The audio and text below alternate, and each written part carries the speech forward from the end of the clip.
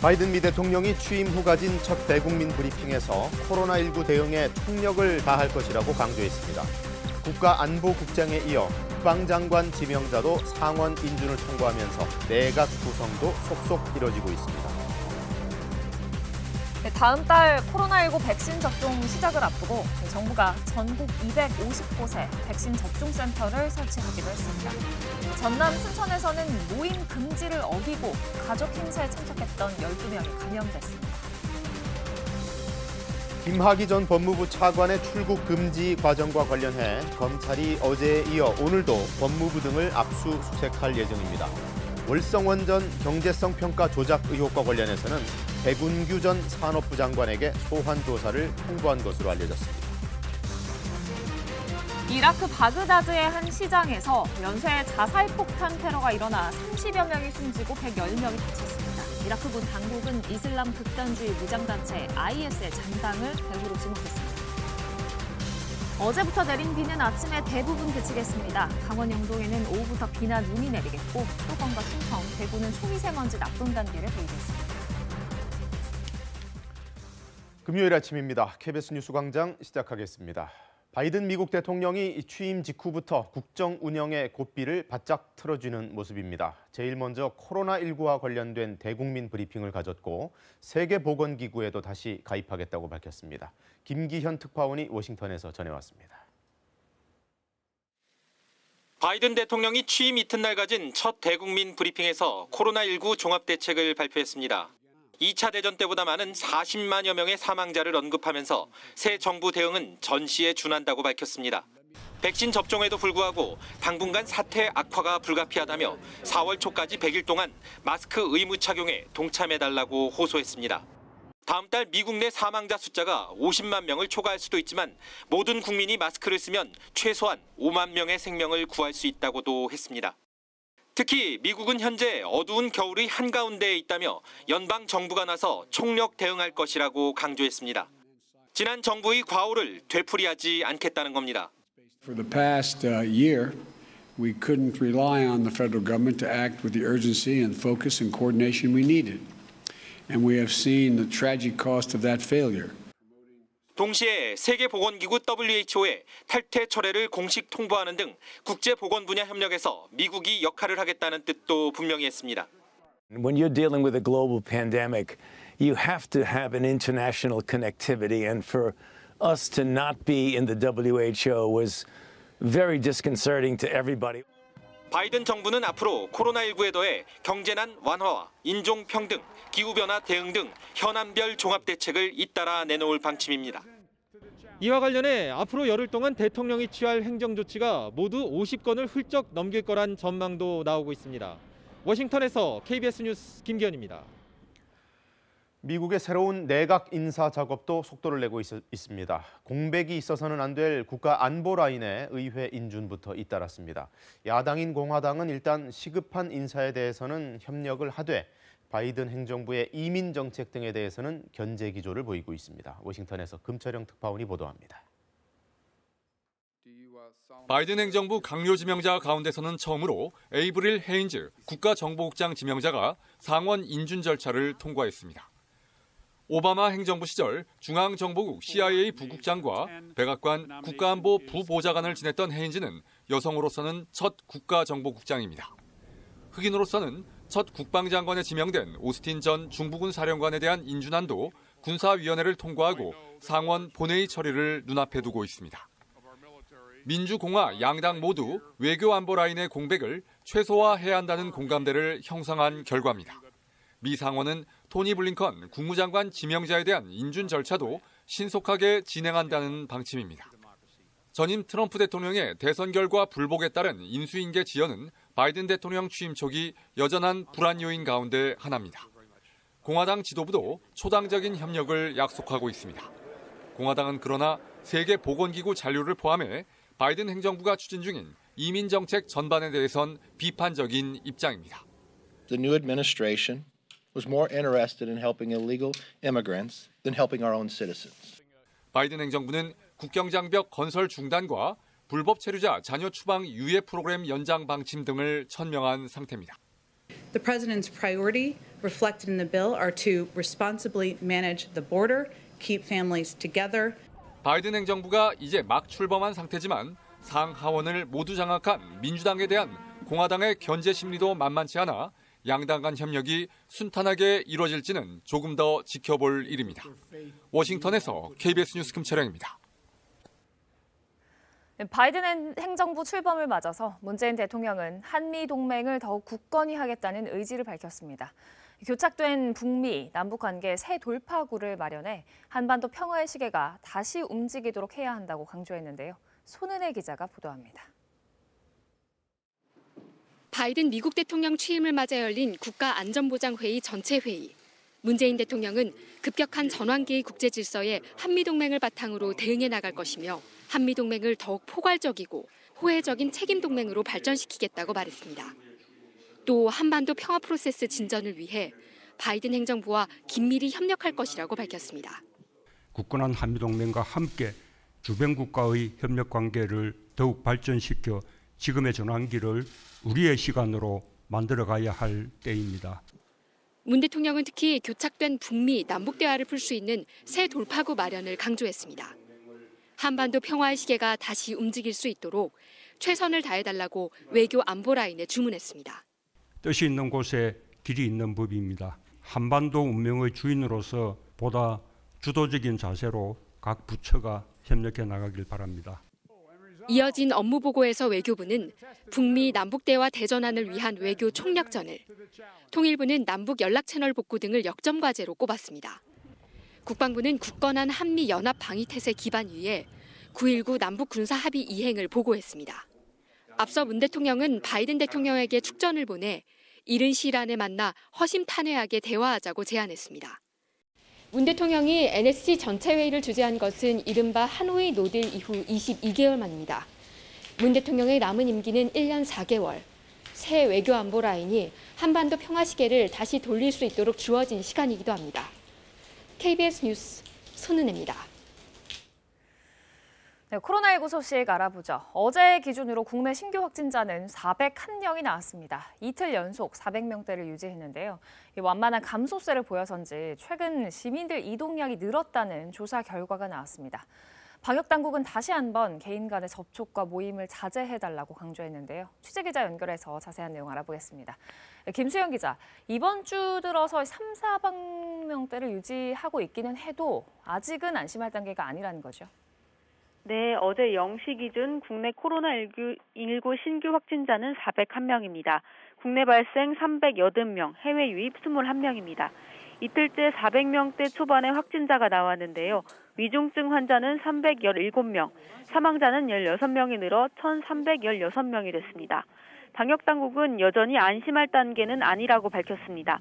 완만한 감소세가 이어지고 있지만 감염 경로를 알 수 없는 환자와 사망자가 계속 나오고 있기 때문입니다. 게다가 최근 시민들의 이동량이 증가한 것으로 조사됐다며 우려를 표했습니다. 그러면서 개인 간 접촉과 모임을 최대한 자제해야 한다고 거듭 강조했습니다. 이번 주부터 일부 다중이용시설의 영업 제한을 완화했는데 이 조치는 자영업자들의 고통을 덜어주기 위한 것이라면서 방역 수칙을 철저히 지켜달라고 부탁했습니다. 수도권 신규 확진자 270여 명 가운데 45명은 임시 선별검사소를 통해 확인됐습니다. 여전히 지역사회 내 숨은 감염자가 많다는 의미입니다. 방역당국은 임시검사소를 다음 달 14일까지로 연장해 운영하고 있습니다. 지난 1년간 어디서 주로 확산이 됐나 봤더니 집단 감염이 가장 많았다면서요? 네, 그렇습니다. 중앙방역대책본부가 살펴봤는데 지난 1년 동안 누적 확진자의 주요 감염 경로는 집단 발생이 45.4%로 가장 많았습니다. 집단 발병이 생긴 장소로 보면 종교시설이 가장 많았습니다. 요양병원과 요양시설 등 감염 취약시설도 높은 비중을 차지했습니다.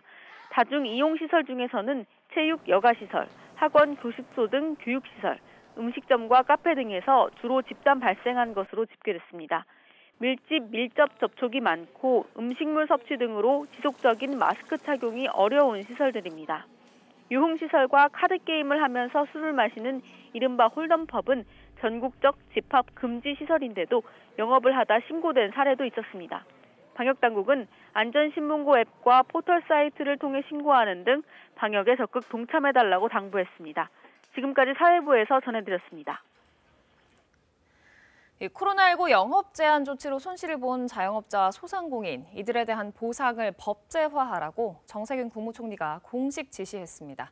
민주당과 정부의 움직임도 빨라질 텐데요. 이 보상 범위나 손실 산정 방식 같이 구체적인 내용을 정하는 건 간단치 않을 걸로 보입니다. 김비치라 기자가 보도합니다. 정세균 국무총리가 자영업자의 손실을 보상하는 방안을 법제화하라고 기획재정부에 공개적으로 주문했습니다.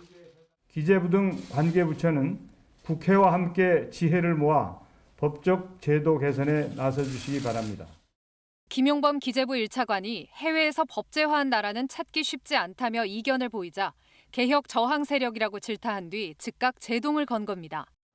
기재부의 분위기도 달라졌습니다. 국회를 찾은 김용범 기재부 1차관은 입법에 반대한 건 아니라며 여러 방안을 검토해 국회 논의 과정에 임하겠다고 한 발 물러섰습니다. 민주당도 정부와 잘 협의해 추진하겠다고 곧바로 힘을 실었습니다. 여러 의원들께서 관련 법안을 발의를 해 주셨고 현재 정부와 보상 근거 규정에 대한 어떤 법제화 또 안정적인 보상 방법 등에 대해서 논의하고 있다는 말씀을 드립니다. 현재 국회엔 국가의 강제적인 영업 제한으로 입은 손실을 보상하자는 취지의 법안이 10여 건 발의돼 있습니다. 그러나 방법들이 제각각이고 핵심인 구체적인 보상 체계에 대한 논의는 부족한 상황입니다. 보상 대상 업종과 손실 산정 방식을 정하고 보상 비율을 정하는 등 간단치 않은 쟁점들이 남았습니다. 민주당 관계자는 가축 전염병에 따른 국가의 조치로 입은 피해를 보상하는 것과는 차원이 다르다며 충분한 검토와 시간이 필요하다고 말했습니다. 따라서 총리실을 중심으로 정부안이 만들어진 뒤 국회와 구체적인 협의 절차가 진행될 것으로 보입니다. KBS 뉴스 김비치라입니다. 네, 국내에서 다음 달부터 접종이 시작되는 백신은 우선 화이자 제품이 될 가능성이 높습니다. 이 화이자 백신은 영하 70도의 초저온 관리가 필수라서 별도의 접종 센터가 필요한데요. 그 시설이 차질 없이 준비된다면 설 전에라도 첫 접종이 가능할 전망입니다. 오대성 기자입니다. 화이자의 코로나19 백신은 영하 70도, 모더나 백신은 영하 20도에서 보관해야 합니다. 저온 유통을 구축하고 별도의 접종 장소가 필요한 이유입니다. 이 접종센터의 설치 기준은 공공이 소유 관리하는 실내 공공시설이 우선 대상입니다. 자연 환기가 필요해 지하는 안 됩니다. 초저온 냉동고의 24시간 가동을 위해 자가 발전 시설도 있어야 합니다. 교통 편리성, 장애인 이동 편의시설, 의료기관과의 접근성, 충분한 주차 공간 등도 갖춰야 할 조건입니다. 전국 250곳 설치를 목표로 선정 작업이 진행 중이며 현재 150곳이 후보지로 올랐습니다. 시군구당 최소 한 곳씩, 인구 50만 명 이상인 곳은 3곳 이상 둬야 하는데 다음 주 최종 선정됩니다. 접종에 필요한 인력 기준도 정해졌습니다. 한 센터에서 하루 600명을 접종한다고 했을 때 의사 4명, 간호사 8명, 행정인력 10명 등 최소 22명이 필요합니다. 250개 센터에서 하루 600명씩 접종한다고 단순 계산했을 때 의료진을 포함해 인력 5,500명이 필요하다는 얘기입니다. 접종센터 내부는 크게 3개 구역으로 나뉩니다.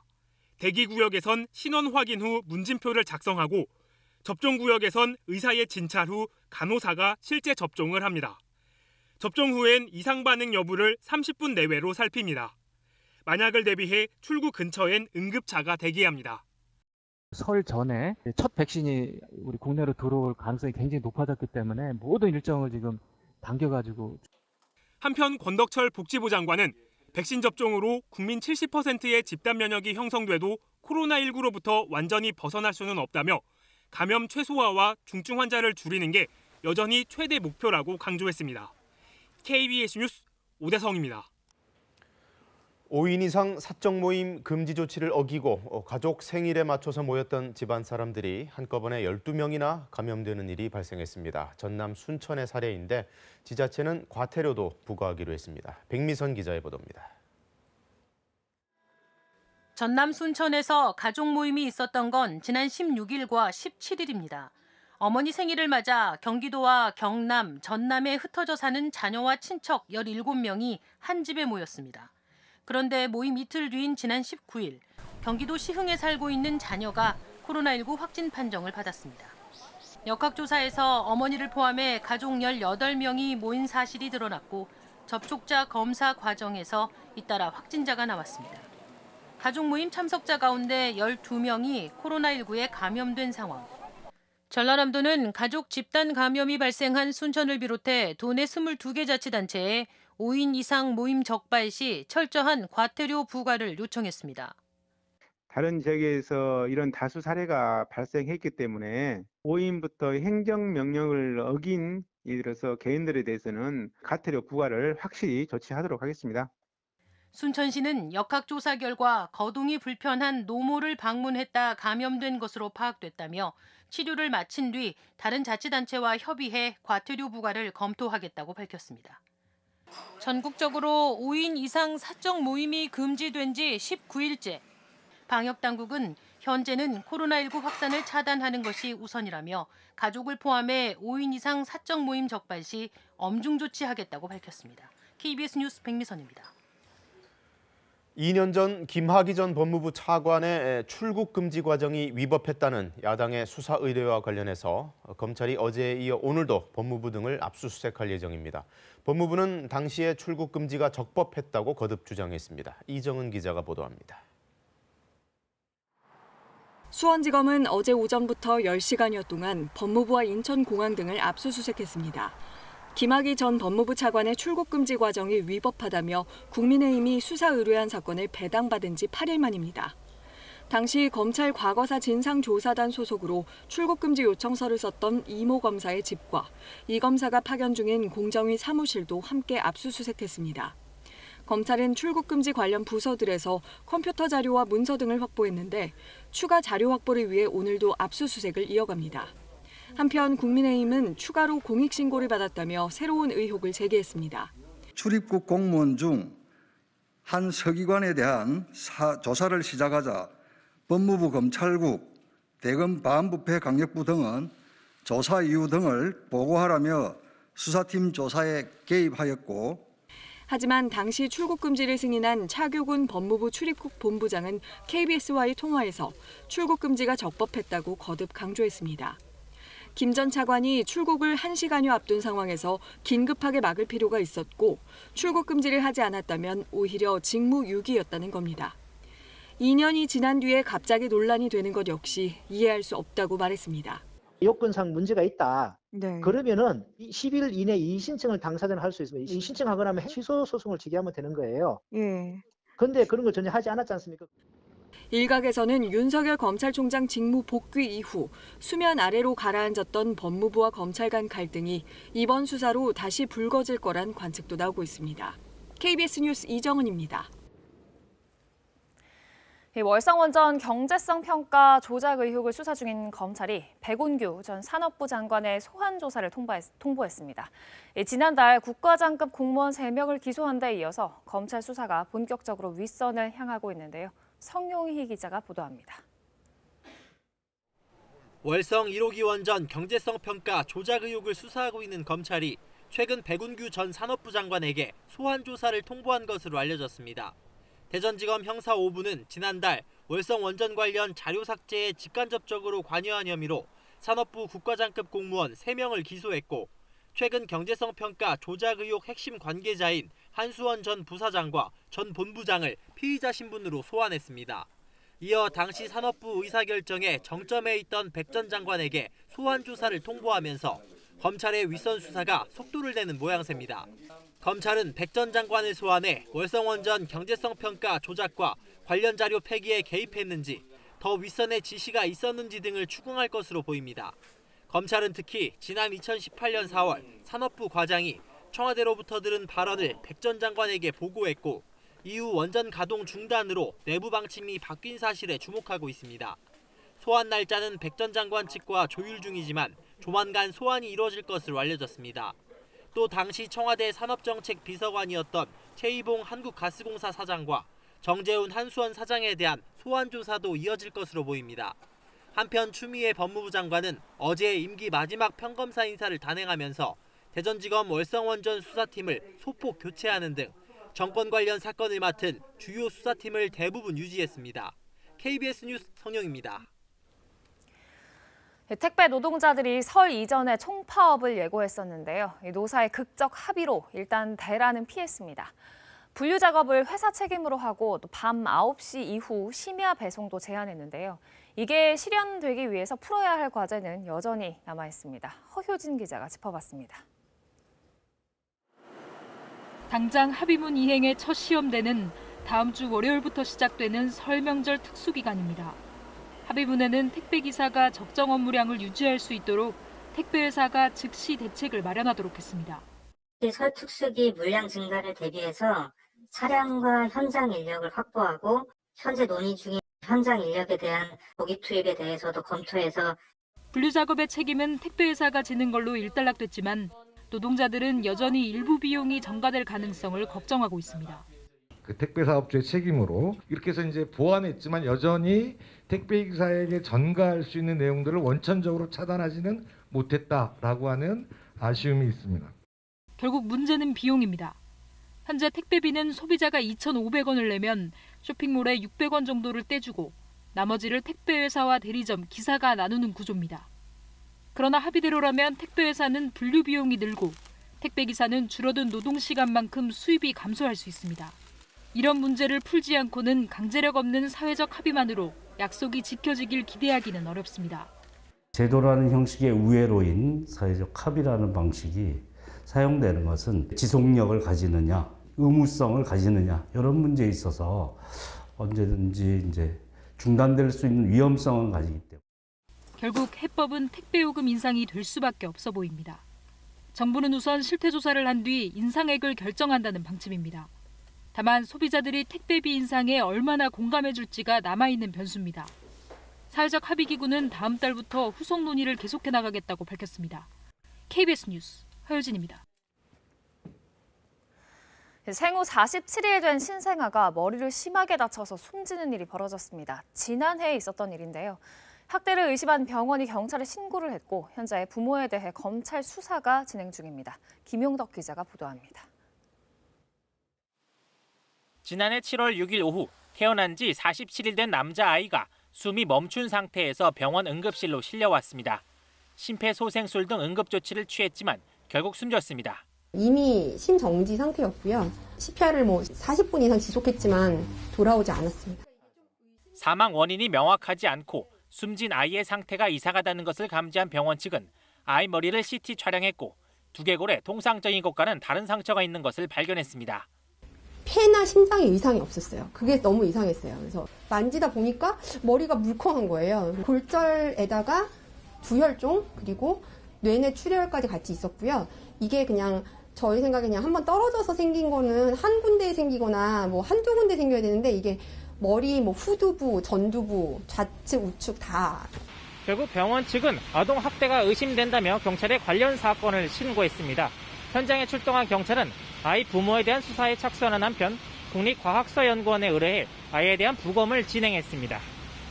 그래서 이제 그 보호자가 오이를 먹다가 기도가 막혔다 해서 이제 응급실로 후송이 된 건데 이제 가서 보니까는 기도 막힘이 아니고 사망한 상태로 후송이 됐거든요. 어머니 29살 A씨는 경찰 조사에서 아이 등을 한 번 때린 적은 있었지만 숨지게 된 경위는 잘 모른다고 진술한 것으로 전해졌습니다. 당시 A씨가 산후 우울증을 겪고 있었다는 남편 진술도 있었습니다. 사건 2달 전에 다른 곳에서 이사 온 탓에 탐문 조사도 쉽지 않았습니다. 경찰은 A씨에 대해 학대치사 등 혐의로 영장을 신청했지만 법원에서 기각됐습니다. 결국 경찰은 기소 의견으로 A씨 부부를 송치해 현재 검찰 수사가 진행 중입니다. KBS 뉴스 김용덕입니다. 이라크 바그다드의 시장에서 연쇄 자살폭탄 테러가 일어났습니다. 30여 명이 숨지고 110명이 다쳤는데요. 이라크 군 당국은 이슬람 극단주의 무장단체 IS 관련 세력의 소행으로 보고 있습니다. 박석호 특파원이 보도합니다. 이라크 수도 바그다드에 있는 한 시장에서 어제 연쇄 폭탄 테러가 일어났습니다. 한 남성이 배가 아프다며 쓰러져 옆에 있는 사람들을 불러 모은 뒤 입고 있던 폭탄 조끼를 터뜨렸습니다. اجا وقع هنا قام يصيح اخ بطنه طق ساحق مدري شعال بيده قبل طق علينا هنا طق علينا هنا ثروا من العالم ثروا ما العالم راحت بها كلها راحت العالم هنا. 이 폭발 이후 주위에 있던 사람들이 부상자를 돕기 위해 현장에 모였는데 그때 또 다른 남성이 두 번째 폭탄을 터뜨렸습니다. 약 15분 간격으로 이어진 연쇄 폭탄 테러로 30여 명이 숨지고 110명이 다쳤습니다. 중태인 부상자가 많아 사망자 수는 더 늘어날 수도 있습니다. 폭발이 일어난 시장에서는 지난 2018년 1월에도 연쇄 자살폭탄 테러가 발생해 38명이 숨진 적이 있습니다. 이라크 군 당국은 이슬람 극단주의 무장단체 IS의 잔당 세력을 이번 테러의 배후로 지목하고 있습니다. لكن بالتأكيد ربما تكون عصابات داعش الإرهابية هي التي تقف وراء هذا الحادث المجرم. 2014년 이라크에서 크게 세력을 확장했던 IS는 국제연합군의 소탕 작전에 밀려 2019년 3월 시리아에서 공식 패망했지만 그 잔당들은 여전히 재기를 노리고 있습니다. 특히 이번 자폭 테러는 오는 3월로 예정된 프란치스코 교황의 이라크 방문을 앞두고 일어나 교황의 신변 안전에 대한 우려도 커지고 있습니다. 두바이에서 KBS 뉴스 박석호입니다. 오늘 아침 전국에 안개가 짙게 끼어 있습니다. 붉은색으로 표시된 지역은 가시거리가 1km가 채 되지 않는데요. 이천과 영월, 문경은 가시거리 100m 안팎에 머물러 있습니다. 어제 내린 비 때문에 지금 대기 중에 수증기가 많은 데다가 도로는 미끄러운 곳이 많고요. 또 안개까지 짙게 끼어 있기 때문에 출근길 안전하게 이동하셔야겠습니다. 지금 레이더 영상을 살펴보면 충청 이남 지역을 중심으로는 여전히 비가 내리고 있습니다. 이 비는 아침에 대부분 그치겠지만 강원 영동 지역은 오후부터 비나 눈이 또 내릴 텐데요. 앞으로 일요일까지 강원 산간 지역에는 5에서 많은 곳은 30cm가 넘는 눈이 내려 쌓이겠고요. 그 밖에 남부지방은 내일 비가 내릴 것으로 예상됩니다. 일요일까지 추위 걱정은 없겠지만 토요일에는 동해안과 제주도에, 일요일에는 동해안에 비 소식이 들어 있습니다. 오늘 수도권과 충청 지역, 또 대구는 미세먼지 농도가 나쁨 수준까지 오르겠습니다. 그 밖의 지역에서는 가끔 구름이 끼겠습니다. 현재 기온 살펴보겠습니다. 어제 아침보다 2도에서 5도가량 더 높은데요. 서울이 5도, 대구 5.5도, 광주 8.1도 가리키고 있습니다. 낮 기온도 어제보다 조금 더 오르겠습니다. 서울이 10도, 광주 12도, 부산 13도 예상됩니다. 바다의 물결은 동해상과 서해상 먼바다에서 최고 2.5m까지 약간 높게 일겠습니다. 날씨 정보 전해드렸습니다. 어제 바이든 미 대통령이 취임함으로써 한미 관계도 새로운 국면을 맞게 됐습니다. 전시작전권 문제라든가 주한미군 방위비 협상, 또 북한 문제 등등 양국 간 현안들을 새로운 판 위에서 논의해야 될 텐데요. 김경진 기자가 짚어봤습니다. 한미 정상 간의 그 교류를 보다 조기에 그렇게 성사시켜서 평화 프로세스에 대한 공감대를 재확인하고 싶습니다. 한미 정상은 언제 처음 만날까요? 정부가 지금 공을 들여 준비 중입니다. 최대한 빨리 정상회담을 해서 한반도 문제를 미국 정책의 우선순위에 올려놓겠다는 겁니다. 부시 대통령 취임 땐 3월에, 오바마 대통령 땐 4월에 첫 한미 정상회담이 열렸습니다. 트럼프 대통령 때는 문재인 대통령이 취임하고 2달이 안 돼 만났죠. 우리 정부는 3월 이내 정상회담을 목표로 잡고 있습니다. 3월로 예정된 한미연합훈련은 일정상 가장 먼저 닥칠 현안일 겁니다. 북한이 대화하려면 연합훈련을 중지하라고 한 상태죠. 한미가 이걸 어떻게 하느냐를 북한은 대북 메시지로 볼 겁니다. 전시작전 통제권을 정부 계획대로 내년까지 가져오려면 이 훈련은 필수라는 게 한미 군 당국의 판단입니다. 한미가 이 간극을 조율하는 과정이 대북 정책 논의의 시작점일 수도 있습니다. 서둘러 정리해야 할 사안이 방위비인데요. 이건 비교적 수월해 보입니다. 주한미군 철수를 꺼내며 인상을 요구한 트럼프와 달리 바이든 대통령은 동맹을 갈취하지 않겠다고 말해왔고 국방장관 후보자도 조기 타결을 언급했습니다. 동맹을 중시하는 바이든 정부, 동맹의 이름으로 요구하는 것도 당연히 있겠죠. 당장 중국을 견제하기 위한 민주주의 국가들의 연대를 강조하고 있습니다. 특히 한미일 삼각협력을요. 한일 관계는 과거사 문제로 역대 최악이죠. 미국의 전략 차원에서 중재를 압박할 가능성이 상당합니다. KBS 뉴스 김경진입니다. 미국의 새 정부 출범은 세계 경제에도 큰 영향을 미치는 변수입니다. 우리도 물론 그 영향권 안에 있는데요. 바이든 대통령은 경기 부양이라든가 친환경 등을 키워드로 내세웠기 때문에 거기에 맞춘 대비가 필요할 것으로 보입니다. 또 미중 관계도 중요한 변수입니다. 오현태 기자입니다. 우리 수출에서 미국이 차지하는 비중은 약 15%. 바이든 정부의 부양책으로 소비가 늘 것이란 전망은 수출 기업들에겐 희소식입니다. We will finish the job of getting a total of $2,000 in cash relief to people who need it the most. The $600 already appropriated is simply not enough. 바이든 정부의 핵심 투자 분야가 친환경이라는 점도 기회가 될 수 있습니다. 우리 기업들이 전기차 배터리와 신재생에너지 사업 등에 투자를 늘리고 있기 때문입니다. 돌발 행동으로 인한 불확실성과 갈등도 크게 줄면서 우리 수출 증가율이 최대 2.2%포인트, GDP 성장률도 최대 0.4%포인트까지 높아질 수 있다는 전망이 나옵니다. 그러나 바이든 정부의 기조가 미국 안에서 만들어 미국에서 쓰자인 점에는 주의해야 합니다. 미국 기업들은 산업을 보호해달라는 요구가 클 거고 전통적인 무역 구제 조치는 바이든 정부 출범 이후에도 그런 기조는 계속 갈 거라고 보고 있습니다. 현지 투자 확대 등 기업들의 맞춤형 전략이 필요합니다. 또 한 가지 큰 변수는 우리의 최대 수출국인 중국에 대한 견제가 여전히 강할 것이란 점입니다. 방식은 다르지만 근본적으로 중국을 견제하는 부분에 대해서는 결을 같이 할 겁니다. 일방주의적 방법이 아니라 다자주의적 방법으로 그다음에 어떤 그 국제 법 틀 내에서 미국이 중국을 빼고 새롭게 다자무역 체제를 만들고 참여를 요청할 가능성이 있어 미국과 중국 사이에서의 줄타기는 계속될 수밖에 없습니다. KBS 뉴스 오현태입니다. 지구촌 전반적으로는 바이든 대통령 취임에 대해 상당히 우호적인 반응을 보이고 있습니다. 전임 트럼프 대통령이 지나친 미국 우선주의와 여러 가지 돌출 행동을 보였기 때문에 상대적으로 더 호의적인 이미지를 갖고 출발하게 된 건데요. 물론 그를 평가하기에는 아직 이르고 또 나라별로도 기대하는 부분이 저마다 천차만별입니다. 파리에서 유원중 특파원이 보도합니다.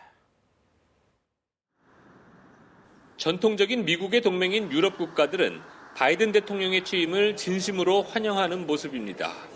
무역과 중동 문제, 방위비 협상 등에서 트럼프와의 관계가 서먹했기 때문입니다. 마크롱 프랑스 대통령은 우리 시대의 도전에 맞서기 위해 우리는 함께 강해질 것이라며 바이든 취임을 환영했고, 메르켈 독일 총리도 미국과의 협력에 높은 기대감을 표시했습니다. im Pariser Klimaabkommen wieder zusammenarbeiten können, dass wir über Fragen der Migration wahrscheinlich eine ähnlichere Meinung haben. 바이든 취임을 가장 환영하는 나라는 묘하게도 미국의 최대 적성 국가인 이란입니다. 바이든이 부통령 시절 맺었던 핵 합의를 트럼프 대통령이 뒤집으면서 4년 내내 힘들었기 때문입니다. 로하니 대통령은 트럼프의 독서를 날렸습니다. اونها با ذلت و سرافکندگی سرنگون شدند. 중국의 속내는 좀 복잡합니다. 무역 분쟁 등 트럼프로부터 혹독한 견제를 받았지만 바이든 정부에서 더 좋아질 것이란 기대를 하기도 힘듭니다. 그래도 일단 취임을 축하하며 관계 개선을 희망했습니다. 我注意到拜登总统在就职演说当中多次强调团结这一个词，我想这也恰恰是当前中美关系 所需要的. 퇴임한 트럼프 대통령에게 확실하게 감사하다는 평가를 내린 사람은 이스라엘의 네타냐후 총리뿐. 트럼프와 친한 지도자로 분류되어 온 러시아의 푸틴과 브라질의 보우소나루 대통령, 영국의 존슨 총리 등은 바이든 새 대통령을 환영하고 있지만 앞으로의 관계는 좀 더 지켜봐야 할 것으로 보입니다. 파리에서 KBS 뉴스 유원중입니다. 네, 이번에는 코로나 이후 지난 1년간 말 그대로 생존을 위한 사투를 벌여온 소상공인과 자영업자들 얘기를 자세히 들어볼까 합니다. 이 대출을 또 다른 대출로 돌려막으면서 연명 중인데 이 빚 때문에 폐업도 맘대로 할 수가 없답니다. 임재성 기자의 보도로 자세히 들어보시죠. 인적 끊긴 먹거리 골목. 손님으로 북적일 시간이지만 노래방이 텅 비었습니다. 한 달 만에 다시 문을 열었지만 오늘 그러면 매출이 어떻게 돼요? 저희 오늘 한 7만 5천 원 정도? 원래의 10분의 1도 안 됩니다. 정부 대출로 임대료에 인건비를 충당해왔지만 대출이자는커녕 당장 생활비가 걱정입니다. 매출이 너무 안 나오니까 인건비 주면은 거의 끝이에요, 진짜. 임대료는 아예 생각 못하는 정도? 석 달 동안 문을 닫았던 보습학원. 한 번도 뜯지 않은 문제집 더미들이 그대로 놓여 있습니다. 2번의 정부 대출에 부모님 대출금까지 끌어다 버텼지만 원생이 절반 가까이 줄어 적자를 감당하기 힘듭니다. 폐업도 고민했지만 이마저도 대출이 발목을 잡습니다. 폐업을 하게 되면 대출 상환을 해야 되기 때문에 그 목돈을 구할 수도 없고 어떻게든 월세를 부담하면서 버티는 상황인데, 이 실내체육관 운영자는 거듭된 영업금지 조치에 노점까지 하며 생계를 유지해왔습니다. 이번 주 집합금지가 풀렸지만 이번엔 대출금을 갚는 게 문제입니다. 혹시 뭐 추가 연장이 된다든지 그런 건 이제 대출의 개념이다 보니까 거치 기간을 추가 연장하거나 하는 부분은 좀 어려운 부분이 있고요. 이제 1년이 지나서 1월 달부터 만기 상환을 이제 해야 돼요. 근데 그것조차도 벌 수가 없는데 어떻게 갚을지. 기존 대출금을 갚기 위해 다시 대출을 받을 수밖에 없는 상황. 대출 연장보다는 고정 지출 비용에 대한 지원이 더 현실적이라는 지적입니다. 빚을 나가고 더 극단적으로 어려운 상황으로 가게 되는 그런 문제가 생기는 거거든요. 임대료에 대한 고정비에 대한 분담을 좀 낮춰주는 게 자영업자들에 대한 현실적인 지원이 아닌가. 지난해 자영업자 대출 규모는 386조 원. 직전해보다 무려 47조 원이나 늘었습니다. 희망을 가져야 되는데 이게 끝나지 않을 것 같은 공포감이 제일 힘들어요. KBS 뉴스 임재성입니다. 격투기의 황제 러시아의 표도르가 코로나19로 입원했다고 타스통신 등 현지 언론이 보도했습니다. 표도르는 코로나19가 악화돼 폐렴 진단을 받고 현지 병원에서 입원 치료를 받고 있는데요. 직접 소셜미디어에 글을 올려서 현재 몸 상태가 좋고 회복되고 있다고 전해왔습니다. 현재 해외 곳곳에서 확인된 변이 바이러스, 이미 확진됐던 사람도 재감염될 수 있다는 우려가 나왔습니다. 우리 방역당국이 진행 중인 연구로도 이 가능성이 확인됐는데요. 그 밖에 코로나19 관련 여러 사안들 브리핑으로 직접 들어보시죠. 1월 19일까지 1년간 누적 확진자 수는 총 7만 3,115명입니다. 인구 10만 명당 발생률은 141명, 그리고 치명률은 1.75%입니다. 주요 감염 경로는 집단 발생으로 전체의 45.4%를 차지하고 있습니다. 종교시설이 가장 많고, 그리고 요양병원, 요양시설 등 감염 취약시설도 높은 비중을 차지하고 있습니다. 주요 시설 중에 실내체육시설, 그리고 학원, 다단계 방문 판매시설 등은 지난 월요일부터 수도권에서 운영이 재개된 시설입니다. 음식물 섭취 금지 등 방역수칙을 철저히 지켜주실 것을 요청드리겠습니다. 선제검사는 그 요양병원이나 요양시설, 정신병원, 정신재활시설 이런 감염 취약시설을 대상으로 해서 그 종사자들이 일주일에 1회 그 PCR 선제검사를 받는 것으로 지금 되어 있습니다. 이 중에서 이제 요양병원의 경우에는 사실 그간에 여러 가지 이제 집단 감염이 발생했기 때문에 주 2회 이제 PCR 선제 검사를 하도록 그 주기를 더 단축을 한 바가 있습니다. 발표된 논문에 따르면은 확진자의 회복기 혈정을 대상으로 남아공 변이 바이러스에 대한 방어 능력을 연구한 결과 일부 환자 그 혈청에서 방어 능력이 무력화된 것이 관찰된 바가 있습니다. 이와 관련돼서 변이주에 대해서 재감염 우려가 의견으로 나오고 있는데요. 이와 관련돼서는 실제 재감염 사례를 이용해서 추가적인 연구가 필요할 것으로 사료가 됩니다. 최근에 변이 바이러스가 남아공, 영국 외에 브라질에서 관찰이 되고 있고 또 얼마 전에는 미국 오하이오에서 변이 바이러스가 관찰됐다고 하는 논문도 있었습니다. 브라질 같은 경우에는 재감염 사례가 보고된 경우도 있는데요. 미국 변이 바이러스에 대해서도 지금 연구가 되고 있는 것으로 사료되고 있습니다. 국내에서도 지금 확보된 바이러스들이 있습니다. 그래서 이것을 이제 배양을 해서 국내에서 이제 개발되는 치료제라든가 아니면 백신과 관련해서 항체가 어떻게 형성되는지 그리고 면역 반응이 어떻게 되는지 연구를 진행할 예정입니다. 네, 코로나19 관련해서 국내 소식 몇 가지 더 전해드리겠습니다. 첫 번째 키워드부터 보겠습니다. 네, 코로나 병동 간호사 현장 목소리 들어주세요라는 키워드입니다. 이 서울시립 코로나19 전담병원 간호사들이 인력 충원을 요구하면서 서울시와의 면담을 재차 요청했습니다. 방호복을 입은 10여 명의 간호사가 어제 서울시청 앞에서 피켓 시위를 벌였습니다. 이들은 K방역의 영웅이라는 명예 대신 환자 살릴 인력을 원한다. 제발 현장의 목소리를 들어달라는 등의 문구가 적힌 피켓을 들고 1시간 동안 무언 시위를 이어갔습니다.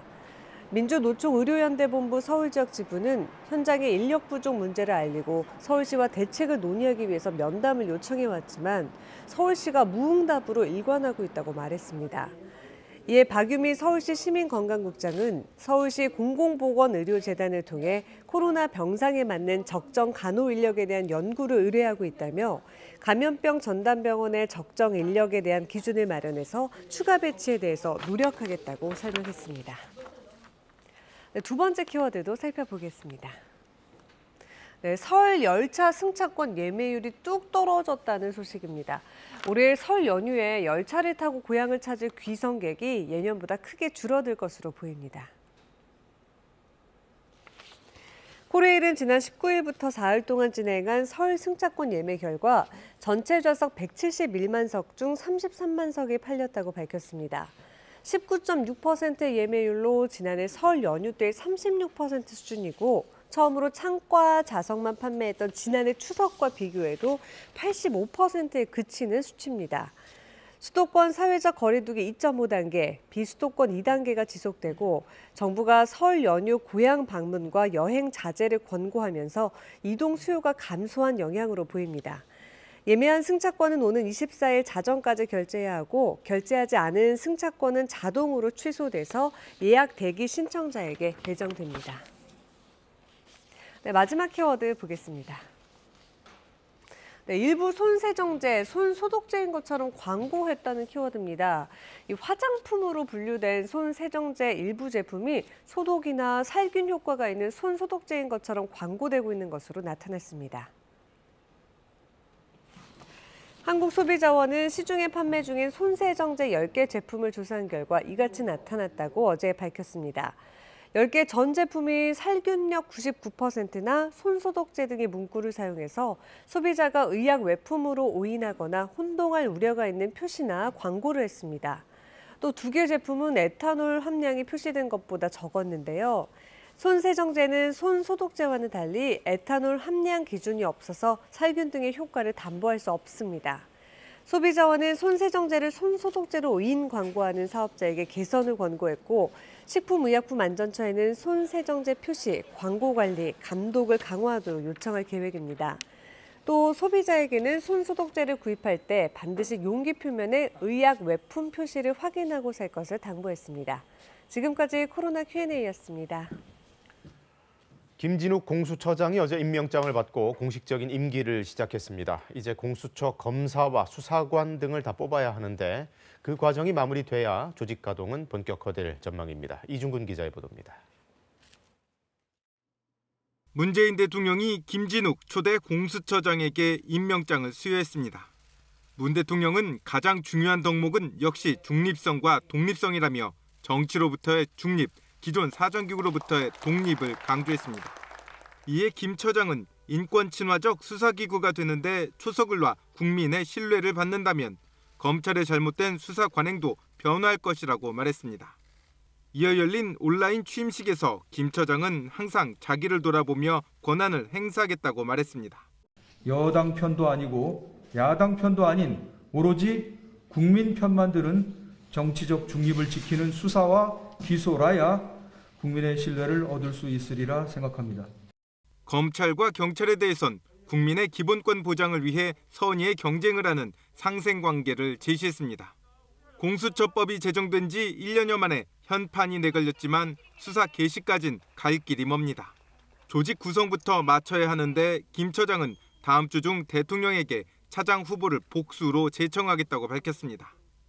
최대 23명의 공수처 검사와 40명의 수사관도 선발해야 합니다. 이를 위해선 여야 추천위원 2명씩이 포함된 7명으로 인사위원회를 구성해야 합니다. 야당 2명이 배정돼 있습니다. 야당 추천이 늦을 경우 5명으로 인사위원회 강행하실 겁니까? 협조를 해주실 거라고 생각하고요. 아니, 그렇다면 저희가 강행할 그런 이유도 없습니다. 고위공직자 사건의 경우 공수처가 이첩권을 갖고 있기 때문에 이로 사건이 무엇이 되느냐도 관심이 모아지고 있습니다. KBS 뉴스 이중근입니다. 지난해 김봉현 전 스타모빌리티 회장의 검사 술접대 의혹 폭로가 있었습니다. 그런데 검찰은 그 사실을 확인하고도 접대받은 검사 1명만 청탁금지법 위반으로 기소했죠. KBS가 추가 취재를 해봤더니 해당 의혹이 불거지고 난 이후로 술자리를 주선한 변호사와 접대를 받은 검사 3명이 거의 100번 가까이 이 전화 통화를 했던 것으로 확인됐습니다. 이 검사 3명 과연 무슨 논의를 그렇게 열심히 한 걸까요? 김재현 기자가 제일 먼저 확인한 내용입니다. 김봉현 전 스타 모빌리티 회장이 검사들에게 술 접대를 했다고 폭로한 지난해 10월 16일. 주선자로 지목된 이주형 변호사는 폭로 당일 KBS 취재진에게 말도 안 되는 이야기라며 검사 출신 변호사와 술을 마셨다고 밝혔습니다. 하지만 KBS와의 통화 직후 이 변호사는 A 검사와 2차례, B 검사와 1차례 통화를 했던 것으로 취재 결과가 확인됐습니다. 두 사람 모두 접대 자리에 있었다고 검찰 수사 결과 확인된 검사들인데 A 검사는 라임 수사 책임자였습니다. 특히 이 변호사와 A 검사는 2019년 10월부터 1년간 40차례나 통화했는데 술 접대가 있었다는 유흥주점을 검찰이 압수수색한 지난해 4월 21일에도 40분 가까이 통화했습니다. A 검사는 김 전 회장이 체포된 다음 날에도 접견을 간 이 변호사에게 먼저 전화를 거는 등 접견 전후로 긴밀하게 소통했습니다. 앞서 김 전 회장은 당시 접견을 온 이 변호사가 술자리에서 봤던 검사들 이야기를 꺼내지 말고 여당 정치인들과 청와대 강기정 수석을 잡아주면 보석으로 재판받게 해주겠다는 말을 들었다고 폭로한 바 있습니다. 이 변호사는 A 검사를 포함해 접대 자리에 동석한 검사 3명과 1년간 94차례나 통화한 것으로 확인됐습니다. 하지만 검찰은 이 변호사에 대해서만 이런 잦은 통화에 관해 물었고 정작 A 검사에게는 그 이유를 묻지 않은 것으로 파악됐습니다. 이런 가운데 공교롭게도 이 변호사와 검사 3명 모두 김 전 회장 폭로 직후 휴대전화를 분실하거나 교체한 사실이 드러났습니다. 검찰은 지난달 접대 자리에 있던 검사 3명 중 A 검사만 청탁금지법 위반 혐의로 기소하면서 검사 수유 접대 은폐 의혹과 정관계 로비 수사 때 회유와 협박이 있었다는 의혹 등은 인정할 만한 증거를 찾지 못했다며 무혐의 처분했습니다. KBS 뉴스 김재현입니다. 세계 최대 백신 제조 업체이자 아스트라제네카사에서 개발한 코로나19 백신의 위탁 생산처이기도 한 인도의 한 공장에 불이 났습니다. 5명이 숨지는 등 인명 피해도 컸는데요. 회사 관계자는 백신 생산에는 지장이 없을 거라고 했습니다. 류호성 기자의 보도입니다. 시커먼 연기가 하늘 높이 치솟습니다. 불이 난 곳엔 소방관들이 집중적으로 물을 뿌리고 있습니다. 대형 화재에 놀란 사람들은 걱정스러운 눈빛입니다. 현지 시간으로 지난 21일 세계 최대 백신 제조회사인 인도의 세룸 인스티튜트에서 불이 났습니다. 지금까지 5명이 숨진 것으로 확인됐습니다. 화재 원인은 아직 확인되지 않은 상태입니다. 이 공장에선 특히 아스트라제네카의 코로나19 백신이 제조되고 있었습니다. 지금까지 백신 5천만 회분이 제조됐습니다. 회사 관계자는 백신 생산엔 지장이 없을 것이라고 밝혔습니다. 불이 난 공장과 백신 생산 공장이 떨어져 있기 때문입니다. 그러나 이번 불로 코로나19 백신의 생산 증대 계획에 차질이 있을 수 있다는 우려가 나오고 있습니다. 현재까지 공장에서 생산된 코로나19 백신은 인도, 방글라데시, 네팔 등에 공급되고 있습니다. Because together, India and Bangladesh, together in our neighborhood, we will be able to fight the disease most effectively when we cooperate. 세룸 인스티튜트는 3월까지 매달 1억 회분의 코로나19 백신을 생산할 예정입니다. 이와 함께 코로나19 백신을 공동 구매하고 배분하는 코백스 퍼실리티에도 2억 회분을 공급할 예정입니다. KBS 뉴스 류서입니다. 145억 원이 사라진 제주의 카지노 관련 수사가 속도를 내고 있습니다. 이 경찰이 유력 공범 중에 하나를 붙잡았고 또 다른 공범들을 쫓기 위해 인터폴에 국제 공조 수사를 요청했습니다. 문준영 기자가 보도합니다. 제주경찰청은 랜딩카지노 재무담당 임원인 50대 말레이시아 여성 임모 씨와 공모 피의자인 30대 중국인을 추적하기 위해 말레이시아와 중국, UAE의 국제 공조 수사를 요청했습니다. UAE는 임 씨가 도주한 곳으로 추정되는 국가입니다. 경찰은 또 국제형사경찰기구인 인터폴에도 적색 수배를 요청했습니다. 경찰은 최근 유력한 공모 피의자인 30대 중국인 남성을 국내에서 업무상 횡령 방조 혐의로 체포해 범행 경위를 확인하고 있습니다. 이 과정에서 현금 3억 원도 추가로 발견했습니다. 이로써 경찰이 현재까지 회수한 금액은 130억 원에 이릅니다. 145억 6천만 원이 사라진 장소는 랜딩카지노 VIP 고객 개인 금고로 앞서 경찰은 다른 고객의 금고에서 81억 5천만 원을, 제주시 모처 등에서 45억 원을 발견했습니다. 경찰은 이 돈이 사라진 돈의 일부가 맞는지 확인하고 있습니다.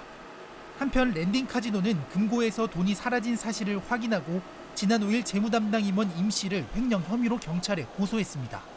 카지노 운영사인 람정 엔터테인먼트 코리아 측은 사라진 돈이 홍콩 모기업의 돈이라고 밝혔지만 돈의 출처와 이 돈이 왜 개인 금고에 보관돼 왔는지는 밝히지 않고 있습니다. KBS 뉴스 문준영입니다. 유독 금녀의 벽이 깨지지 않는 분야가 있었습니다. 지휘자인데요.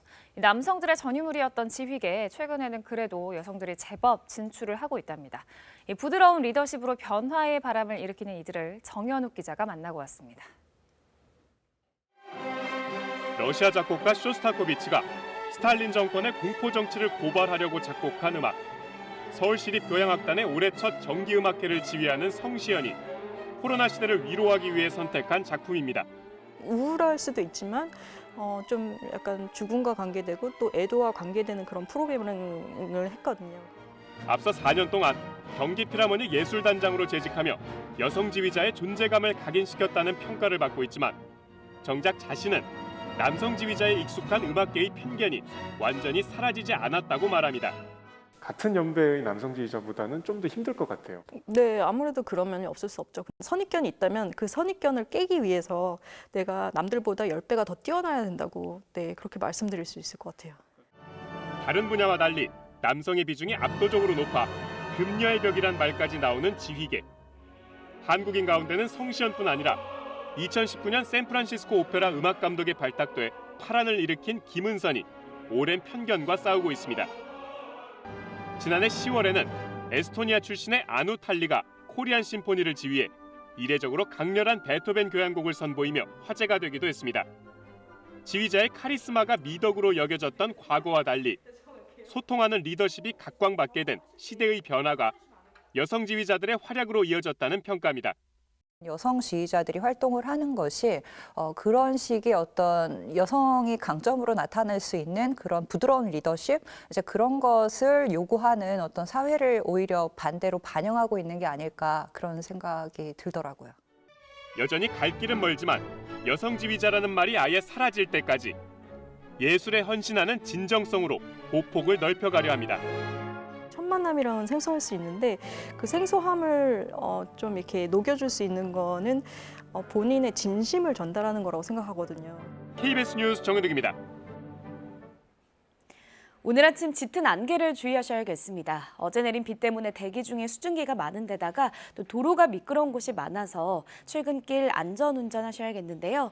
지금 가시거리를 살펴보면 문경과 이천은 가시거리가 100m가 채 되지 않고요. 인천과 목포, 영월도 100m 안팎에 머물러 있습니다. 오늘 수도권과 충청 지역을 중심으로는 미세먼지 농도가 높게 나타나겠습니다. 지금 그 지역을 중심으로는 먼지와 안개가 뒤섞여 있고요. 충청 이남 지역을 중심으로는 산발적으로 빗방울이 떨어지고 있습니다. 이 비는 아침에 대부분 그치겠지만 오후에는 강원 영동 지역에 동풍이 불면서 비나 눈이 내리겠습니다. 일요일까지 강원 산간 지역에는 5에서 최고 30cm가 넘는 눈이 내려 쌓이겠고요. 그 밖에 동해안 지역에도 최고 8cm 정도의 눈이 내리는 곳이 있겠습니다. 남부지방은 내일 비 소식이 들어 있습니다. 일요일까지 추위 걱정은 없겠습니다. 오늘 아침 서울 기온 4.8도로 출발했고요. 한낮에도 10도 안팎에 머물겠습니다. 일요일까지 동해안 지역에는 비가 내리겠고요. 그 밖의 지역은 구름만 많이 끼겠습니다. 현재 기온 살펴보겠습니다. 어제 아침보다 5도가량 기온이 높습니다. 서울이 5도, 대구 5.5도, 광주 8.1도 가리키고 있는데요. 한낮에는 서울이 10도, 강릉 10도, 전주와 광주 12도, 부산 13도까지 오르면서 어제보다 날이 더 포근하겠습니다. 바다의 물결은 동해와 제주 해상에서 최고 2.5m까지 약간 높게 일겠습니다. 날씨 전해드렸습니다. 바이든 미 대통령이 취임 후 가진 첫 대국민 브리핑에서 코로나19 대응에 총력을 다할 것이라고 강조했습니다. 국가안보국장에 이어 국방장관 지명자도 상원 인준을 통과하면서 내각 구성도 속속 이루어지고 있습니다. 다음 달 코로나19 백신 접종 시작을 앞두고 정부가 전국 250곳에 백신 접종센터를 설치하기로 했습니다. 전남 순천에서는 모임 금지를 어기고 가족 행사에 참석했던 12명이 감염됐습니다. 김학의 전 법무부 차관의 출국 금지 과정과 관련해 검찰이 어제에 이어 오늘도 법무부 등을 압수수색할 예정입니다. 월성원 전 경제성 평가 조작 의혹과 관련해서는 백운규 전 산업부 장관에게 소환 조사를 통보한 것으로 알려졌습니다. 이라크 바그다드의 한 시장에서 연쇄 자살폭탄 테러가 일어나 30여 명이 숨지고 110명이 다쳤습니다. 이라크군 당국은 이슬람 극단주의 무장단체 IS의 잔당을 배후로 지목했습니다. 미국의 바이든 행정부가 전 정권과의 확실한 차별화 행보를 보이고 있습니다. 트럼프가 탈퇴했던 세계보건기구에도 다시 들어가서 주도적인 역할을 할 거라고 강조했고 그간 소홀했던 코로나19 방역에도 총력을 기울이겠다고 밝혔습니다. 그 밖에도 기후 문제, 인종 문제 등등 바이든식의 새로운 해법들이 줄줄이 나올 것으로 보이는데요. 워싱턴에서 김기현 특파원이 취재했습니다. 바이든 대통령이 취임 이튿날 가진 첫 대국민 브리핑에서 코로나19 종합대책을 발표했습니다. 2차 대전 때보다 많은 40만여 명의 사망자를 언급하면서 새 정부 대응은 전시에 준한다고 밝혔습니다. 백신 접종에도 불구하고 당분간 사태 악화가 불가피하다며 4월 초까지 100일 동안 마스크 의무 착용에 동참해달라고 호소했습니다. 다음 달 미국 내 사망자 숫자가 50만 명을 초과할 수도 있지만 모든 국민이 마스크를 쓰면 최소한 5만 명의 생명을 구할 수 있다고도 했습니다. 특히 미국은 현재 어두운 겨울의 한가운데에 있다며 연방 정부가 나서 총력 대응할 것이라고 강조했습니다. 지난 정부의 과오를 되풀이하지 않겠다는 겁니다. For the past year, we couldn't rely on the federal government to act with the urgency and focus and coordination we needed. And we have seen the tragic cost of that failure. 동시에 세계보건기구 WHO의 탈퇴 철회를 공식 통보하는 등 국제보건 분야 협력에서 미국이 역할을 하겠다는 뜻도 분명히 했습니다. When you're dealing with a global pandemic, you have to have an international connectivity, and for us to not be in the WHO was very disconcerting to everybody. 바이든 정부는 앞으로 코로나19에 더해 경제난 완화와 인종평등, 기후변화 대응 등 현안별 종합대책을 잇따라 내놓을 방침입니다. 이와 관련해 앞으로 열흘 동안 대통령이 취할 행정조치가 모두 50건을 훌쩍 넘길 거란 전망도 나오고 있습니다. 워싱턴에서 KBS 뉴스 김기현입니다. 트럼프의 비협조 속에서 늦어졌던 바이든 행정부의 인사도 이제 본격적으로 속도를 내고 있습니다. 첫 여성 국가정보국장이 탄생했고 첫 흑인 국방장관 지명자도 상원의 인준 절차를 밟고 있습니다. 야당인 공화당도 여기까지는 협조를 잘 하고 있는데 이민 정책 등에서는 확실한 견제 기류를 보이고 있습니다. 금철영 특파원이 워싱턴에서 보도합니다. 바이든 행정부 강요 지명자 가운데서는 처음으로 에이브릴 헤인즈 국가정보국장 지명자가 상원 인준 절차를 통과했습니다. 오바마 행정부 시절 중앙정보국 CIA 부국장과 백악관 국가안보 부보좌관을 지냈던 헤인즈는 여성으로서는 첫 국가정보국장입니다. 흑인으로서는 첫 국방장관에 지명된 오스틴 전 중부군 사령관에 대한 인준안도 군사위원회를 통과하고 상원 본회의 처리를 눈앞에 두고 있습니다. 민주공화 양당 모두 외교 안보 라인의 공백을 최소화해야 한다는 공감대를 형성한 결과입니다. 미 상원은 토니 블링컨 국무장관 지명자에 대한 인준 절차도 신속하게 진행한다는 방침입니다. 전임 트럼프 대통령의 대선 결과 불복에 따른 인수인계 지연은 바이든 대통령 취임 초기 여전한 불안 요인 가운데 하나입니다. 공화당 지도부도 초당적인 협력을 약속하고 있습니다. 공화당은 그러나 세계보건기구 잔류를 포함해 바이든 행정부가 추진 중인 이민 정책 전반에 대해선 비판적인 입장입니다. The new administration was more interested in helping illegal immigrants than helping our own citizens. 바이든 행정부는 국경장벽 건설 중단과 불법 체류자 자녀 추방 유예 프로그램 연장 방침 등을 천명한 상태입니다. The president's priority reflected in the bill are to responsibly manage the border, keep families together. 바이든 행정부가 이제 막 출범한 상태지만 상하원을 모두 장악한 민주당에 대한 공화당의 견제 심리가 만만치 않아 양당 간 협력이 순조롭게 이루어질지는 지켜볼 일입니다. 워싱턴에서 KBS 뉴스 김철영입니다. 바이든 행정부 출범을 맞아서 문재인 대통령은 한미 동맹을 더욱 굳건히 하겠다는 의지를 밝혔습니다. 교착된 북미, 남북 관계에 새 돌파구를 마련해 한반도 평화의 시계가 다시 움직이도록 해야 한다고 강조했는데요. 손은혜 기자가 보도합니다. 바이든 미국 대통령 취임을 맞아 열린 국가안전보장회의 전체 회의. 문재인 대통령은 급격한 전환기의 국제 질서에 한미동맹을 바탕으로 대응해 나갈 것이며 한미동맹을 더욱 포괄적이고 호혜적인 책임동맹으로 발전시키겠다고 말했습니다. 또 한반도 평화 프로세스 진전을 위해 바이든 행정부와 긴밀히 협력할 것이라고 밝혔습니다. 굳건한 한미동맹과 함께 주변 국가의 협력 관계를 더욱 발전시켜 지금의 전환기를 우리의 시간으로 만들어가야 할 때입니다. 문 대통령은 특히 교착된 북미, 남북 대화를 풀 수 있는 새 돌파구 마련을 강조했습니다. 한반도 평화의 시계가 다시 움직일 수 있도록 최선을 다해달라고 외교 안보 라인에 주문했습니다.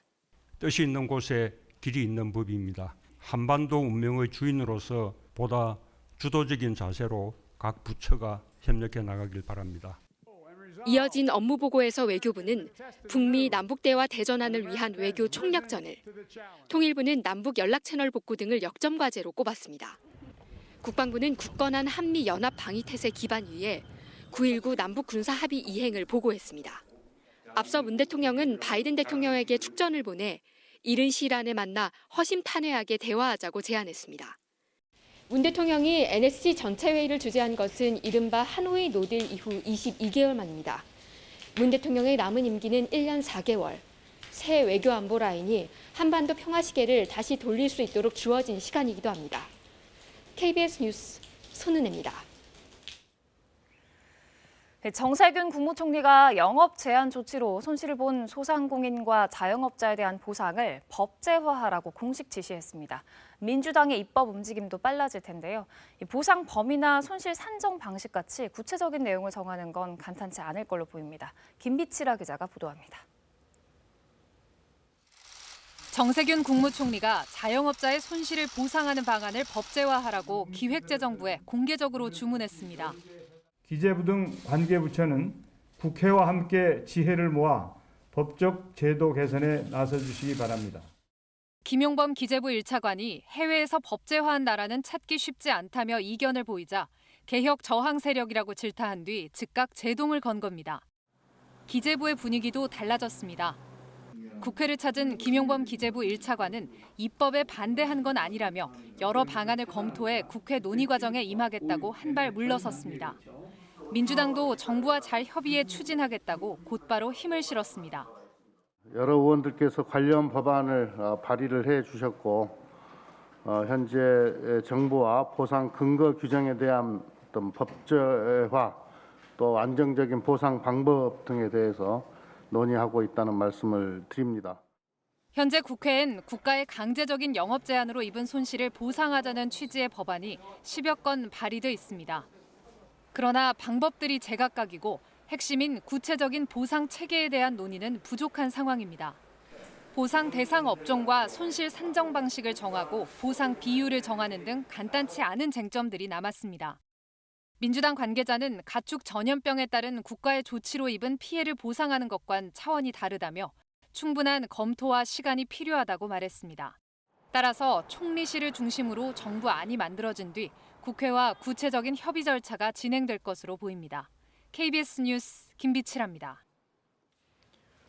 다음 달이면 이제 국내에서 코로나19 백신 접종이 시작됩니다. 제일 먼저 들어올 백신으로는 화이자 제품이 유력한데 이게 영하 70도 보관이라는 까다로운 조건이 필요해서 별도의 접종 센터가 구축돼야 합니다. 그 작업을 거치면 이르면 설 전에라도 접종이 개시됩니다. 오대성 기자입니다. 화이자의 코로나19 백신은 영하 70도, 모더나 백신은 영하 20도에서 보관해야 합니다. 저온 유통을 구축하고 별도의 접종 장소가 필요한 이유입니다. 이 접종센터의 설치 기준은 공공이 소유 관리하는 실내 공공시설이 우선 대상입니다. 자연 환기가 필요해 지하는 안 됩니다. 초저온 냉동고의 24시간 가동을 위해 자가 발전 시설도 있어야 합니다.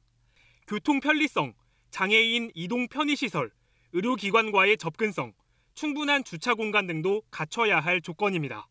전국 250곳 설치를 목표로 선정 작업이 진행 중이며 현재 150곳이 후보지로 올랐습니다. 시군구당 최소 한 곳씩, 인구 50만 명 이상인 곳은 3곳 이상 둬야 하는데 다음 주 최종 선정됩니다. 접종에 필요한 인력 기준도 정해졌습니다. 한 센터에서 하루 600명을 접종한다고 했을 때 의사 4명, 간호사 8명, 행정인력 10명 등 최소 22명이 필요합니다. 250개 센터에서 하루 600명씩 접종한다고 단순 계산했을 때 의료진을 포함해 인력 5,500명이 필요하다는 얘기입니다. 접종센터 내부는 크게 3개 구역으로 나뉩니다. 대기구역에선 신원 확인 후 문진표를 작성하고 접종구역에선 의사의 진찰 후 간호사가 실제 접종을 합니다. 접종 후엔 이상 반응 여부를 30분 내외로 살핍니다. 만약을 대비해 출구 근처엔 응급차가 대기합니다. 설 전에 첫 백신이 우리 국내로 들어올 가능성이 굉장히 높아졌기 때문에 모든 일정을 지금 당겨가지고. 한편 권덕철 복지부 장관은 백신 접종으로 국민 70%의 집단 면역이 형성돼도 코로나19로부터 완전히 벗어날 수는 없다며 감염 최소화와 중증 환자를 줄이는 게 여전히 최대 목표라고 강조했습니다. KBS 뉴스 오대성입니다. 네, 국내 코로나19 상황 앵커 브리핑으로 정리해드리겠습니다. 어제 0시 기준으로 발표된 신규 확진자는 401명, 이틀 연속 400명대를 유지했습니다.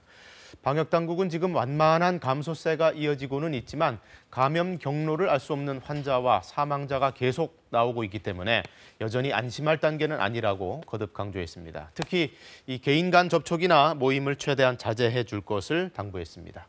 더불어 일부 다중이용시설의 영업 제한을 최근 완화한 것에 대해서도 잘못 해석해서는 안 된다고 역설했습니다. 자영업자들의 고통을 덜어주기 위한 것이지 이 3차 유행이 확실히 안정세에 접어들었음을 의미하는 것은 아니라고 강조했습니다. 어제 0시 기준 발표된 수도권 신규 확진자 270여 명 가운데 45명은 임시 선별검사소를 통해 확인됐습니다. 지역사회에 숨어있던 감염자가 여전히 많았다는 얘기입니다. 중앙방역대책본부가 지난 1년간의 누적 확진자들 감염 경로를 통계를 내봤는데요.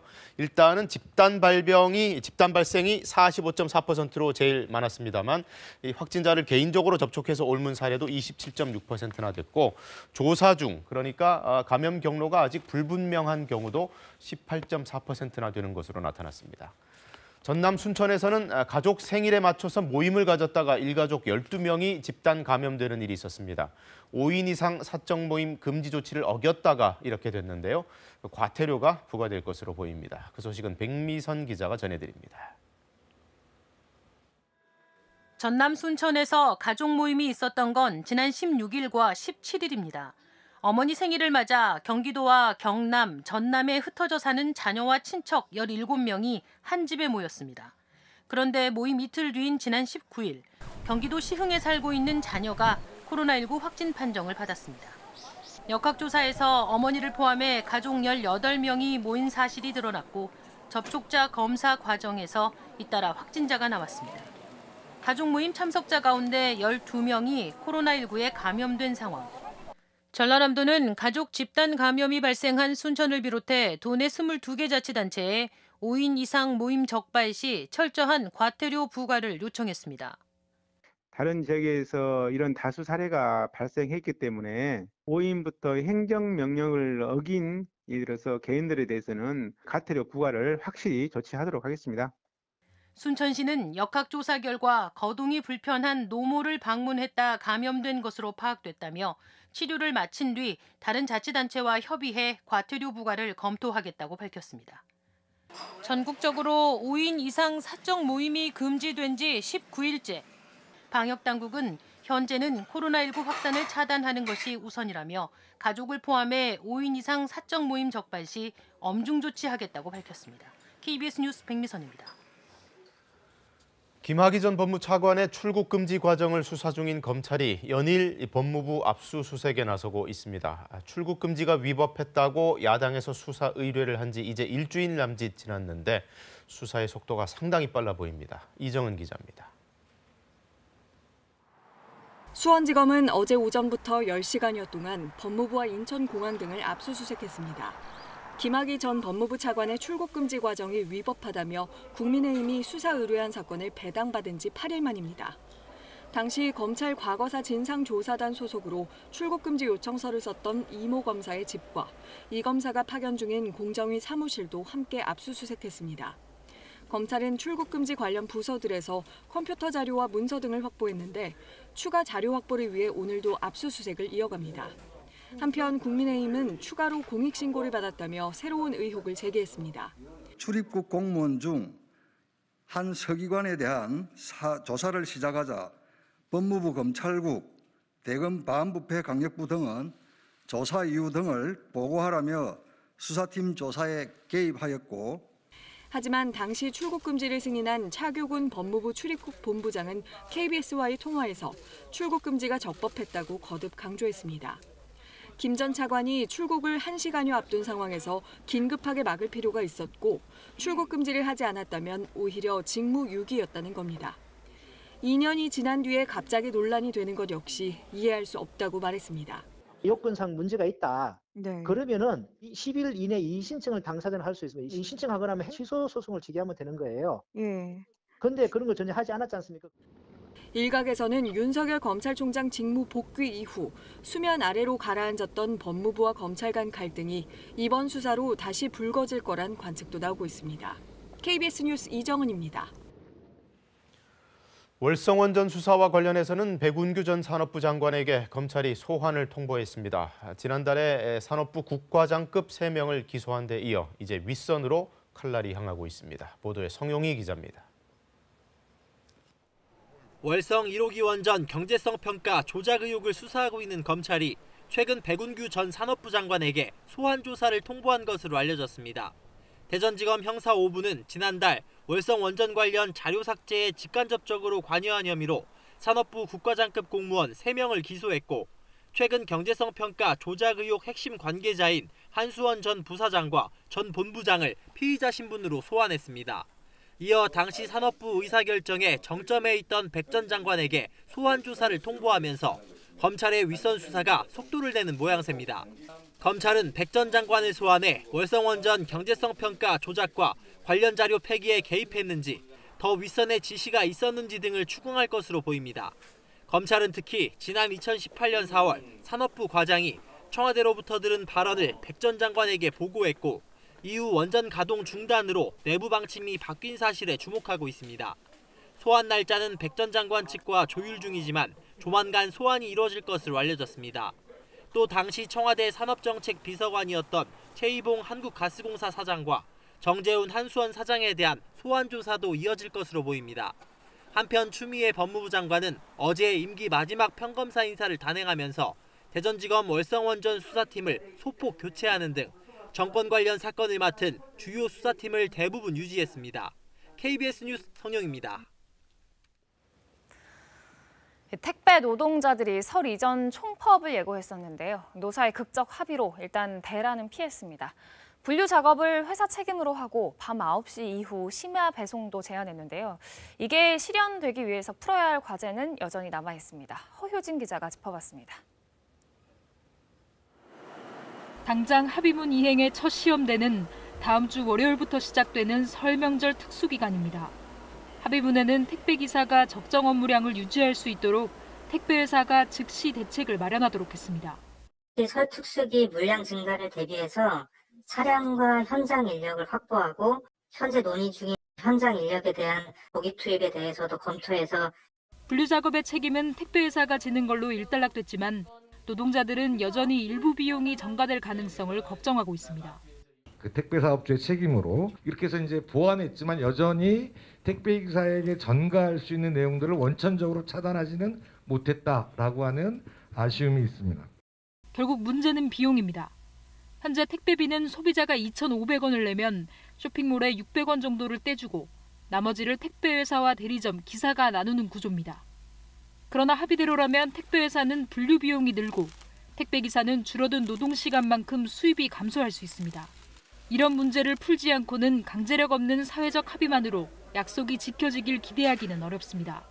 제도라는 형식의 우회로인 사회적 합의라는 방식이 사용되는 것은 지속력을 가지느냐, 의무성을 가지느냐 이런 문제에 있어서 언제든지 이제 중단될 수 있는 위험성을 가지기 때문에 결국 해법은 택배요금 인상이 될 수밖에 없어 보입니다. 정부는 우선 실태조사를 한 뒤 인상액을 결정한다는 방침입니다.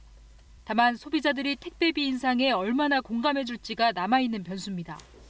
사회적 합의기구는 다음 달부터 후속 논의를 계속해 나가겠다고 밝혔습니다. KBS 뉴스 허효진입니다. 이라크 바그다드 시장에서 연쇄 자살 폭탄 테러가 일어났습니다. 30여 명이 숨지고 110명이 다쳤는데요. 이라크 군 당국은 이슬람 극단주의 무장단체 IS 관련 세력의 소행으로 보고 있습니다. 박석호 특파원이 보도합니다. 이라크 수도 바그다드에 있는 한 시장에서 어제 연쇄 폭탄 테러가 일어났습니다. 한 남성이 배가 아프다며 쓰러져 옆에 있는 사람들을 불러 모은 뒤 입고 있던 폭탄 조끼를 터뜨렸습니다. اجا وقع هنا قام يصيح اخ بطنه طق ساحق مدري شعال بيده قبل طق علينا هنا طق علينا هنا ثرهم العالم ثروا ما العالم راحت بها كلها راحت العالم هنا. 이 폭발 이후 주위에 있던 사람들이 부상자를 돕기 위해 현장에 모였는데 그때 또 다른 남성이 두 번째 폭탄을 터뜨렸습니다. 약 15분 간격으로 이어진 연쇄 폭탄 테러로 30여 명이 숨지고 110명이 다쳤습니다. 중태인 부상자가 많아 사망자 수는 더 늘어날 수도 있습니다. 폭발이 일어난 시장에서는 지난 2018년 1월에도 연쇄 자살 폭탄 테러가 발생해 38명이 숨진 적이 있습니다. 이라크 군 당국은 이슬람 극단주의 무장단체 IS의 잔당 세력을 이번 테러의 배후로 지목하고 있습니다. لكن بالتأكيد ربما تكون عصابات داعش الإرهابية هي التي تقف وراء هذا الحادث المجرم. 2014년 이라크에서 크게 세력을 확장했던 IS는 국제연합군의 소탕 작전에 밀려 2019년 3월 시리아에서 공식 패망했지만 그 잔당들은 여전히 재기를 노리고 있습니다. 특히 이번 자폭 테러는 오는 3월로 예정된 프란치스코 교황의 이라크 방문을 앞두고 일어나 교황의 신변 안전에 대한 우려도 커지고 있습니다. 두바이에서 KBS 뉴스 박석호입니다. 아스트라제네카 백신을 위탁 생산 중인 인도의 한 공장에서 불이 났습니다. 5명이 숨진 대형 화재였는데요. 회사 측은 백신 생산에 지장이 없을 거라고 밝혔습니다만 우려도 나오고 있습니다. 류호성 기자가 보도합니다. 시커먼 연기가 하늘 높이 치솟습니다. 불이 난 곳엔 소방관들이 집중적으로 물을 뿌리고 있습니다. 대형 화재에 놀란 사람들은 걱정스러운 눈빛입니다. 현지 시간으로 지난 21일 세계 최대 백신 제조회사인 인도의 세룸 인스티튜트에서 불이 났습니다. 지금까지 5명이 숨진 것으로 확인됐습니다. 화재 원인은 아직 확인되지 않은 상태입니다.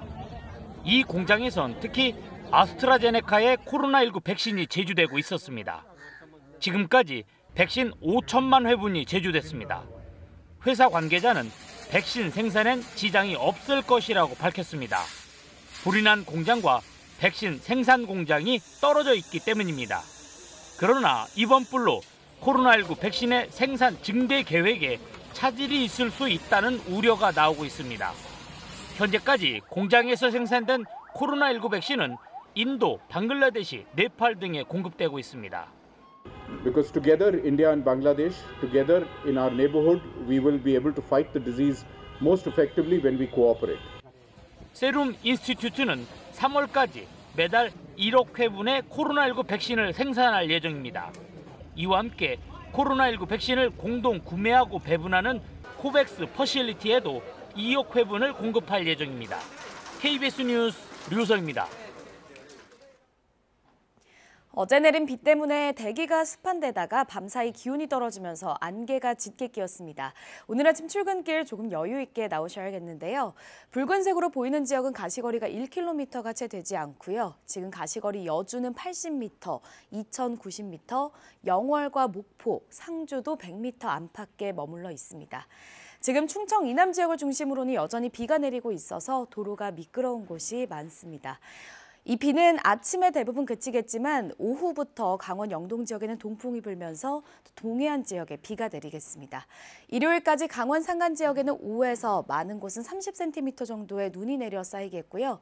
경북 북동 산지에도 3에서 8cm 정도의 눈이 내리겠습니다.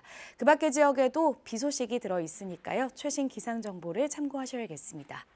오늘 아침도 큰 추위는 없습니다. 일요일까지도 추위 걱정은 없겠는데요. 다만 일요일까지 동해안과 남부지방에는 비 소식이 들어 있습니다. 오늘 전국에는 구름이 많이 끼겠고 수도권과 충청, 대구에서는 초미세먼지 농도 나쁜 단계가 예상됩니다. 현재 기온은 어제 아침보다 더 높고요. 낮 기온 또한 어제보다 더 높겠습니다. 서울이 10도, 광주 12도, 부산은 13도까지 오르겠습니다. 바다의 물결은 동해와 서해, 제주 해상에서 최고 2.5m까지 약간 높게 일겠습니다. 날씨 정보 전해드렸습니다. 트럼프에 비해서는 바이든이 협력하기가 더 수월하다고 보는 게 지구촌 전반적인 반응입니다. 어제 바이든 미 대통령 취임식에 맞춰 각국이 일제히 환영 메시지를 냈습니다. 그러나 세부적으로 들어가 보면 유럽과 중국의 입장이 다르고 또 중동도 중동대로 속셈이 있고 저마다 기대하는 속내가 달라 보입니다. 유원중 특파원이 파리에서 보도합니다. 전통적인 미국의 동맹인 유럽 국가들은 바이든 대통령의 취임을 진심으로 환영하는 모습입니다. 무역과 중동 문제, 방위비 협상 등에서 트럼프와의 관계가 서먹했기 때문입니다. 마크롱 프랑스 대통령은 우리 시대의 도전에 맞서기 위해 우리는 함께 강해질 것이라며 바이든 취임을 환영했고 메르켈 독일 총리도 미국과의 협력에 높은 기대감을 표시했습니다. im Pariser Klimaabkommen wieder zusammenarbeiten können, dass wir über Fragen der Migration wahrscheinlich eine ähnlichere Meinung haben. 바이든 취임을 가장 환영하는 나라는 묘하게도 미국의 최대 적성 국가인 이란입니다. 바이든이 부통령 시절 맺었던 핵 합의를 트럼프 대통령이 뒤집으면서 4년 내내 힘들었기 때문입니다. 로하니 대통령은 트럼프의 독서를 날렸습니다. اونها با ذلت و سرافکندگی سرنگون شدند. 중국의 속내는 좀 복잡합니다. 무역 분쟁 등 트럼프로부터 혹독한 견제를 받았지만 바이든 정부에서 더 좋아질 것이란 기대를 하기도 힘듭니다. 그래도 일단 취임을 축하하며 관계 개선을 희망했습니다. 我注意到拜登总统在就职演说当中多次强调团结这一个词，我想这也恰恰是当前中美关系 所需要的. 퇴임한 트럼프 대통령에게 확실하게 감사하다는 평가를 내린 사람은 이스라엘의 네타냐후 총리뿐. 트럼프와 친한 지도자로 분류되어 온 러시아의 푸틴과 브라질의 보우소나루 대통령, 영국의 존슨 총리 등은 바이든 새 대통령을 환영하고 있지만 앞으로의 관계는 좀 더 지켜봐야 할 것으로 보입니다. 파리에서 KBS 뉴스 유원중입니다. 초대 공수처장이 임명됐죠. 김진욱 처장, 어제 문재인 대통령으로부터 임명장을 받았습니다. 그러나 공수처의 본격 수사 활동은 시간이 좀 더 걸릴 것으로 보입니다. 이중근 기자가 보도합니다. 문재인 대통령이 김진욱 초대 공수처장에게 임명장을 수여했습니다. 문 대통령은 가장 중요한 덕목은 역시 중립성과 독립성이라며 정치로부터의 중립, 기존 사정기구로부터의 독립을 강조했습니다. 이에 김 처장은 인권 친화적 수사기구가 되는데 초석을 놔 국민의 신뢰를 받는다면 검찰의 잘못된 수사 관행도 변화할 것이라고 말했습니다. 이어 열린 온라인 취임식에서 김 처장은 항상 자기를 돌아보며 권한을 행사하겠다고 말했습니다. 여당 편도 아니고 야당 편도 아닌 오로지 국민 편만 드는 정치적 중립을 지키는 수사와 기소라야 국민의 신뢰를 얻을 수 있으리라 생각합니다. 검찰과 경찰에 대해선 국민의 기본권 보장을 위해 선의의 경쟁을 하는 상생관계를 제시했습니다. 공수처법이 제정된 지 1년여 만에 현판이 내걸렸지만 수사 개시까진 갈 길이 멉니다. 조직 구성부터 맞춰야 하는데 김 처장은 다음 주 중 대통령에게 차장 후보를 복수로 제청하겠다고 밝혔습니다. 최대 23명의 공수처 검사와 40명의 수사관도 선발해야 합니다. 이를 위해선 여야 추천위원 2명씩이 포함된 7명으로 인사위원회를 구성해야 합니다. 야당 2명이 배정돼 있습니다. 야당 추천이 늦을 경우 5명으로 인사위원회 강행하실 겁니까? 협조를 해주실 거라고 생각하고요. 아니, 그렇다면 저희가 강행할 그런 이유도 없습니다. 고위공직자 사건의 경우 공수처가 이첩권을 갖고 있기 때문에 이로 사건이 무엇이 되느냐도 관심이 모아지고 있습니다. KBS 뉴스 이중근입니다. 지난해 김봉현 전 스타모빌리티 회장이 검사 3명에게 술 접대를 했다고 폭로한 이후에 검찰은 이 중 1명만, 그것도 청탁금지법 위반에 대해서만 기소했는데요. KBS 취재 결과 술자리를 주선한 변호사와 검사 3명이 100차례 가까이나 통화했던 걸로 확인됐습니다. 검찰은 잦은 통화를 알고도 접대 은폐 관련 증거는 없다고 결론 내렸었는데요. 김재현 기자가 취재했습니다. 김봉현 전 스타 모빌리티 회장이 검사들에게 술 접대를 했다고 폭로한 지난해 10월 16일. 주선자로 지목된 이주형 변호사는 폭로 당일 KBS 취재진에게 말도 안 되는 이야기라며 검사 출신 변호사와 술을 마셨다고 밝혔습니다. 하지만 KBS와의 통화 직후 이 변호사는 A 검사와 2차례, B 검사와 1차례 통화를 했던 것으로 취재 결과가 확인됐습니다. 두 사람 모두 접대 자리에 있었다고 검찰 수사 결과 확인된 검사들인데 A 검사는 라임 수사 책임자였습니다. 특히 이 변호사와 A 검사는 2019년 10월부터 1년간 40차례나 통화했는데 술 접대가 있었다는 유흥주점을 검찰이 압수수색한 지난해 4월 21일에도 40분 가까이 통화했습니다. A 검사는 김 전 회장이 체포된 다음 날에도 접견을 간 이 변호사에게 먼저 전화를 거는 등 접견 전후로 긴밀하게 소통했습니다. 앞서 김 전 회장은 당시 접견을 온 이 변호사가 술자리에서 봤던 검사들 이야기를 꺼내지 말고 여당 정치인들과 청와대 강기정 수석을 잡아주면 보석으로 재판받게 해주겠다는 말을 들었다고 폭로한 바 있습니다. 이 변호사는 A 검사를 포함해 접대 자리에 동석한 검사 3명과 1년간 94차례나 통화한 것으로 확인됐습니다. 하지만 검찰은 이 변호사에 대해서만 이런 잦은 통화에 관해 물었고 정작 A 검사에게는 그 이유를 묻지 않은 것으로 파악됐습니다. 이런 가운데 공교롭게도 이 변호사와 검사 3명 모두 김 전 회장 폭로 직후 휴대전화를 분실하거나 교체한 사실이 드러났습니다. 검찰은 지난달 접대 자리에 있던 검사 3명 중 A 검사만 청탁금지법 위반 혐의로 기소하면서 검사 술 접대 은폐 의혹과 정관계 로비 수사 때 회유와 협박이 있었다는 의혹 등은 인정할 만한 증거를 찾지 못했다며 무혐의 처분했습니다. KBS 뉴스 김재현입니다. 생후 47일 된 신생아가 머리를 심하게 다쳐서 숨지는 일이 벌어졌습니다. 지난해 있었던 일인데요. 학대를 의심한 병원이 경찰에 신고했고 현재 부모에 대한 검찰 수사가 진행 중입니다. 김용덕 기자가 보도합니다. 지난해 7월 6일 오후 태어난 지 47일 된 남자아이가 숨이 멈춘 상태에서 병원 응급실로 실려왔습니다. 심폐소생술 등 응급조치를 취했지만 결국 숨졌습니다. 이미 심정지 상태였고요. CPR을 40분 이상 지속했지만 돌아오지 않았습니다. 사망 원인이 명확하지 않고 숨진 아이의 상태가 이상하다는 것을 감지한 병원 측은 아이 머리를 CT 촬영했고 두개골에 통상적인 것과는 다른 상처가 있는 것을 발견했습니다. 폐나 심장에 이상이 없었어요. 그게 너무 이상했어요. 그래서 만지다 보니까 머리가 물컹한 거예요. 골절에다가 두혈종 그리고 뇌내 출혈까지 같이 있었고요. 이게 그냥 저희 생각에 그냥 한번 떨어져서 생긴 거는 한 군데에 생기거나 뭐 한두 군데 생겨야 되는데 이게 머리, 뭐 후두부, 전두부, 좌측, 우측 다. 결국 병원 측은 아동 학대가 의심된다며 경찰에 관련 사건을 신고했습니다. 현장에 출동한 경찰은 아이 부모에 대한 수사에 착수하는 한편 국립과학서연구원에 의뢰해 아이에 대한 부검을 진행했습니다. 그래서 이제 그 보호자가 오이를 먹다가 기도가 막혔다 해서 이제 응급실로 후송이 된 건데 이제 가서 보니까는 기도 막힘이 아니고 사망한 상태로 구성이 됐거든요. 어머니 29살 A씨는 경찰 조사에서 아이 등을 한 번 때린 적은 있었지만 숨지게 된 경위는 잘 모른다고 진술한 것으로 전해졌습니다. 당시 A씨가 산후 우울증을 겪고 있었다는 남편 진술도 있었습니다. 사건 2달 전에 다른 곳에서 이사 온 탓에 탐문 조사도 쉽지 않았습니다. 경찰은 A씨에 대해 학대치사 등 혐의로 영장을 신청했지만 법원에서 기각됐습니다.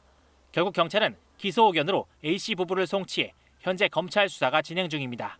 KBS 뉴스 김영덕입니다.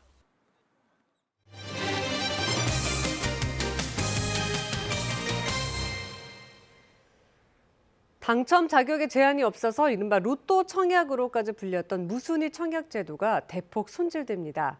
3월부터는 해당 지역 무주택자에게만 청약 자격이 주어지고 당첨될 경우에는 향후 재당첨 기회도 제한됩니다. 이지훈 기자입니다. 한 달 전 서울의 이 재개발 아파트에서 무순위 청약 상황이 생겼습니다. 전용 면적 59제곱미터에서 미계약 물량이 딱 한 가구 나왔는데 신청자가 30만 명 가까이 몰렸습니다. 시세 대비 많이 저렴한 초분양가로 나온 물량이고 그러다 보니 신규 물량을 희망하시는 고객들이 그런 부분들에 대해서 관심도가 높지 않았나.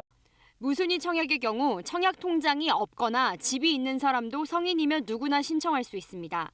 이 때문에 시세 차익을 노린 수요가 몰리면서 시장이 이상 과열되자 정부가 규제책을 내놨습니다. 우선 3월부터는 무순위 청약 자격도 해당 지역에 거주하는 무주택자로 제한했습니다. 지금까지 무순위 청약은 재당첨에 제한이 없었지만 규제 지역에서는 일반 청약과 마찬가지로 재당첨 제한 기간이 적용됩니다. 하지만 이렇게 나오는 무순위 물량은 매우 적기 때문에 시장 과열을 막기 위해선 청약제도의 근본적인 개편이 필요하다는 지적도 나옵니다.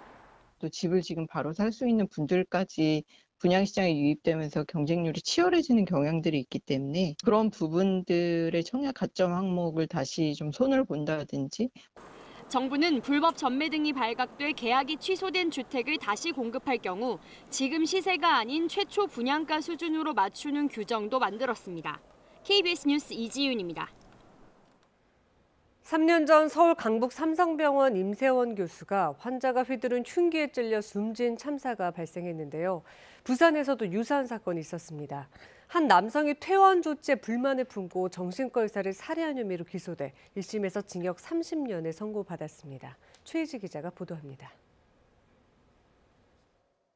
지난해 8월 부산의 한 정신과 전문 의원. 퇴원 조치에 불만을 품은 60대 남성이 진료실에 있던 의사에게 흉기를 휘둘러 숨지게 했습니다. 검찰은 중증의 정신질환이 없는 이 남성이 흉기를 미리 준비하는 등 계획된 범행을 저지른 것으로 보고 살인 혐의로 재판에 넘겼습니다. 부산지법 서부지원은 살인 혐의로 기소된 이 60대 남성에게 1심에서 징역 30년을 선고했습니다.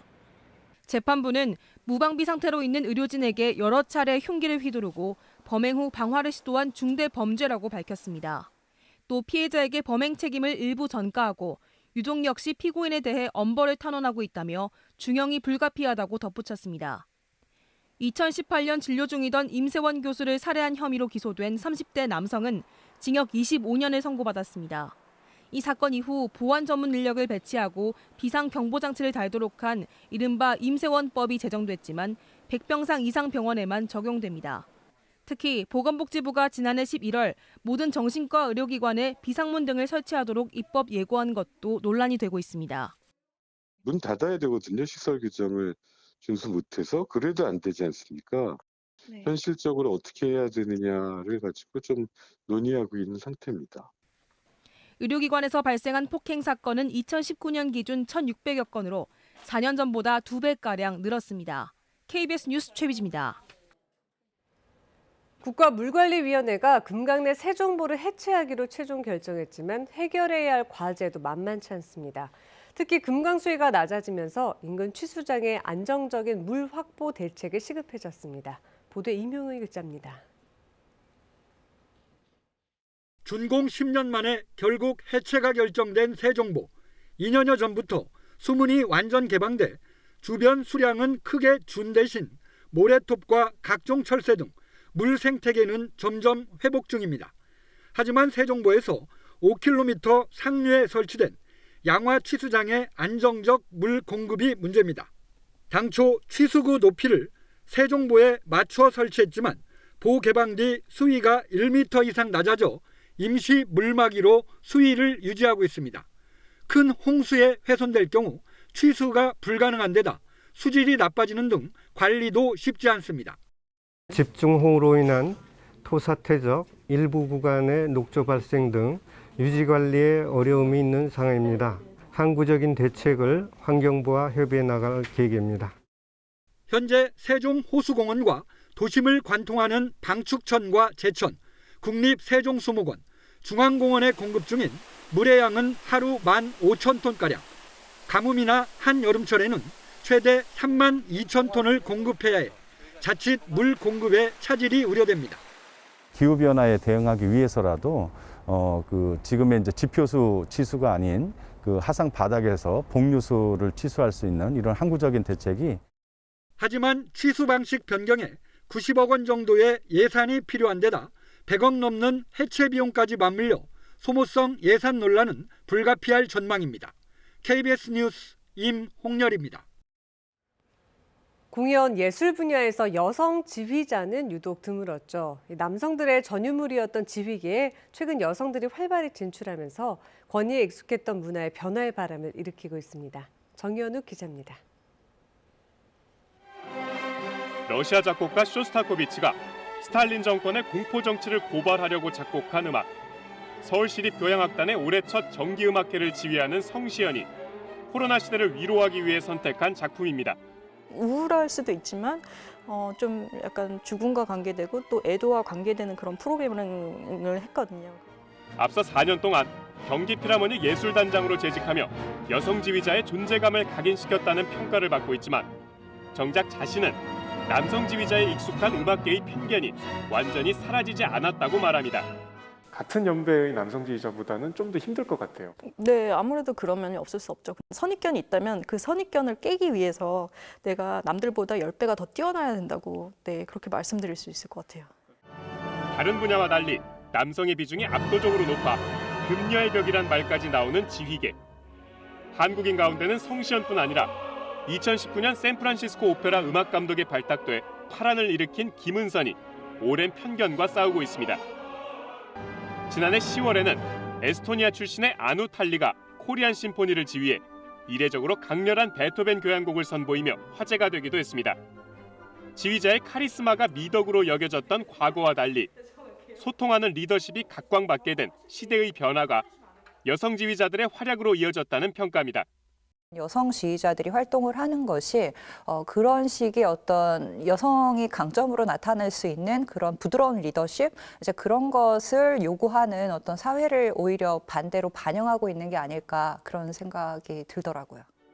여전히 갈 길은 멀지만 여성 지휘자라는 말이 아예 사라질 때까지 예술에 헌신하는 진정성으로 보폭을 넓혀가려 합니다. 만남이랑은 생소할 수 있는데 그 생소함을 좀 이렇게 녹여줄 수 있는 거는 본인의 진심을 전달하는 거라고 생각하거든요. KBS 뉴스 정현욱입니다. 이 시각 출근길 교통 상황 알아보겠습니다. 서울경찰청입니다. 안녕하십니까. 금요일 아침 교통정보입니다. 밤사이 비가 내려 노면 미끄러운 곳이 있습니다. 앞차와의 충분한 거리 유지하시고 오늘도 안전운전 하시길 바랍니다. 올림픽대로 행주대교와 방화대교 일대 짙은 안개로 가시거리 짧아 더디게 통과하고 있습니다. 전조등 반드시 켜주시고 잘 살펴서 지나셔야겠습니다. 오늘 아침 사고 소식이 많았는데요. 내부순환로 성산 방향 연희램프 부근 추돌 사고로 한 개 차로 통제되고 있어 영향받아 홍제램프부터 어려운 모습이고요. 동부간선도로 의정부 방향 월계일교에서 녹천교 사이 교통사고로 역시 한 개 차로 통제되고 있습니다. 가양대교 남단에서 북단 방향 3중 추돌 사고 있었는데요. 사고 처리는 거의 마무리되었지만 부근 지나실 때 더욱 조심 운전 당부드립니다. 성산로 도심 방향 모래내 고가부터 연희동 교차로 지나 연세대 앞까지는 드문드문 정체에 이어지면서 소요 시간 약 20분 예상됩니다. 도심 안쪽 동묘암역부터 흥인지문까지는 신호대기 행렬 길어지면서 힘겨운 모습이고요. 이어지는 종로 5가와 종로 3가 일대는 소통 원활합니다. 강변북로 일산 방향으로는 동호대교부터 반포대교까지만 제속도 못 내고 있습니다. 이어서 교통 혼잡 예상 정보입니다. 서울역 버스 환승장 부근에서 오늘 오후 3시부터 4시까지 집회가 예정되어 있어 부근 지나실 때 참고하시기 바랍니다. 교통정보였습니다.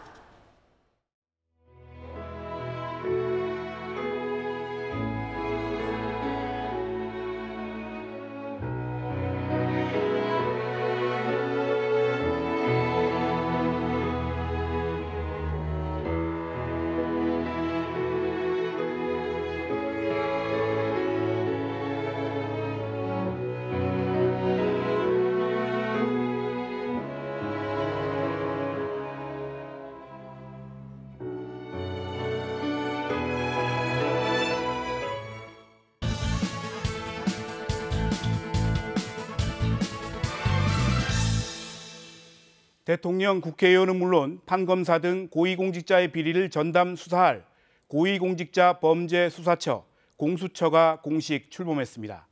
참여연대가 입법 청원한 지 25년, 2019년 말 국회에서 진통 끝에 법제화된 지 1년여 만입니다. 당초 예정보다 늦어지긴 했지만 공수처의 출범은 지난 70여 년간 유지되어 온 검찰의 기소 독점 체제를 처음으로 깼다는 점에서 의미가 큽니다. 그러나 공수처 출범에 대한 기대 못지않게 우려도 여전하다는 점에서 앞에 놓인 과제도 적지 않습니다. 김진욱 초대 공수처장은 취임 일성으로 주권자, 국민의 눈높이를 강조했습니다. 여당 편도 야당 편도 아닌 국민 편을 들며 국민의 신뢰를 얻겠다고 말했습니다. 정치적 중립에 대한 다짐으로 해석됩니다. 문재인 대통령도 임명장을 수여한 자리에서 가장 중요한 덕목으로 공수처의 중립성과 독립성을 강조했습니다. 첫 시험 때는 다음 주 있을 공수처 차장을 제청하는 일이 될 것으로 보입니다. 공수처장을 보좌하며 사실상 수사 지휘권을 행사할 공수처 차장으로 검찰, 비검찰 출신 중 누구를 선택할지, 또 얼마나 역량을 갖춘 인물일지가 관심입니다. 다음 과문은 야당 추천 2명을 포함해 모두 7명으로 이뤄지는 인사위원회 구성 문제입니다. 여야 간 이견을 좁혀 검사 20여 명 등 수사 인력을 어떻게 확보하느냐가 공수처의 본격 가동 시기를 결정할 것으로 보입니다. 공수처가 조직 구성을 완료하고 수사 체계를 갖추는 데까지는 최소 2달 정도가 걸릴 것으로 예상합니다. 공수처가 정치적 중립성 논란 등 일각의 우려를 얼마나 해소할 수 있을지는 이 기간 공수처가 어떤 모습으로 꾸려지느냐에 달렸습니다. 그 과정에서 공수처 위상에 걸맞게 내실 있고 역량을 갖춘 수사력을 확보하는 것도 중요합니다. 그래야만 공수처가 공직사회의 진정한 파수꾼이 되달라는 국민의 기대에 맞는 역할을 할 수 있을 것으로 보입니다. 뉴스 해설이었습니다.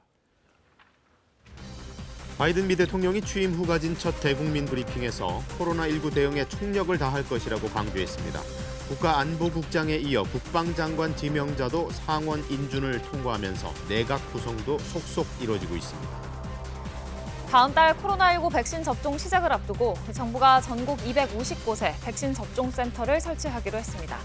전남 순천에서는 모임 금지를 어기고 가족 행사에 참석했던 12명이 감염됐습니다.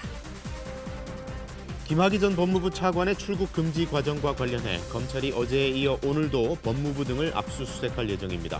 월성원전 경제성 평가 조작 의혹과 관련해서는 백운규 전 산업부 장관에게 소환 조사를 통보한 것으로 알려졌습니다. 이라크 바그다드의 한 시장에서 연쇄 자살폭탄 테러가 일어나 30여 명이 숨지고 110명이 다쳤습니다. 이라크군 당국은 이슬람 극단주의 무장단체 IS의 잔당을 배후로 지목했습니다. 오늘 아침 안개가 짙게 끼어 있습니다. 어제 내린 비 때문에 대기가 습한 데다가 밤사이 기온이 떨어지면서 이렇게 안개가 짙게 끼었는데요. 특히 수도권과 충남 지역을 중심으로는 먼지까지 뒤엉켜서 호흡기 약하신 분들은 이 미세먼지를 차단할 수 있는 마스크를 착용하셔야겠습니다. 지금 붉은색으로 보이는 지역은 가시거리가 1km가 채 되지 않습니다. 여주와 이천은 가시거리가 100m가 채 되지 않아서 앞차와의 간격 넉넉하게 두고 이동하셔야겠습니다. 지금 충청 이남 지역을 중심으로는 산발적으로 비가 내리고 있는데요. 이 비는 아침에 대부분 그치겠습니다. 다만 오후부터는 동풍이 불면서 강원 영동 지역에 비가 내리겠습니다. 주말인 내일은 남부지방을 중심으로 비가 내릴 텐데요. 비의 양은 제주도에 20에서 60mm 정도가 예상됩니다. 기온이 낮은 지역에서는 눈으로 바뀌어 내리겠습니다. 강원 산간 지역에는 일요일까지 5에서 많은 곳은 30cm가 넘는 눈이 내려 쌓이겠고요.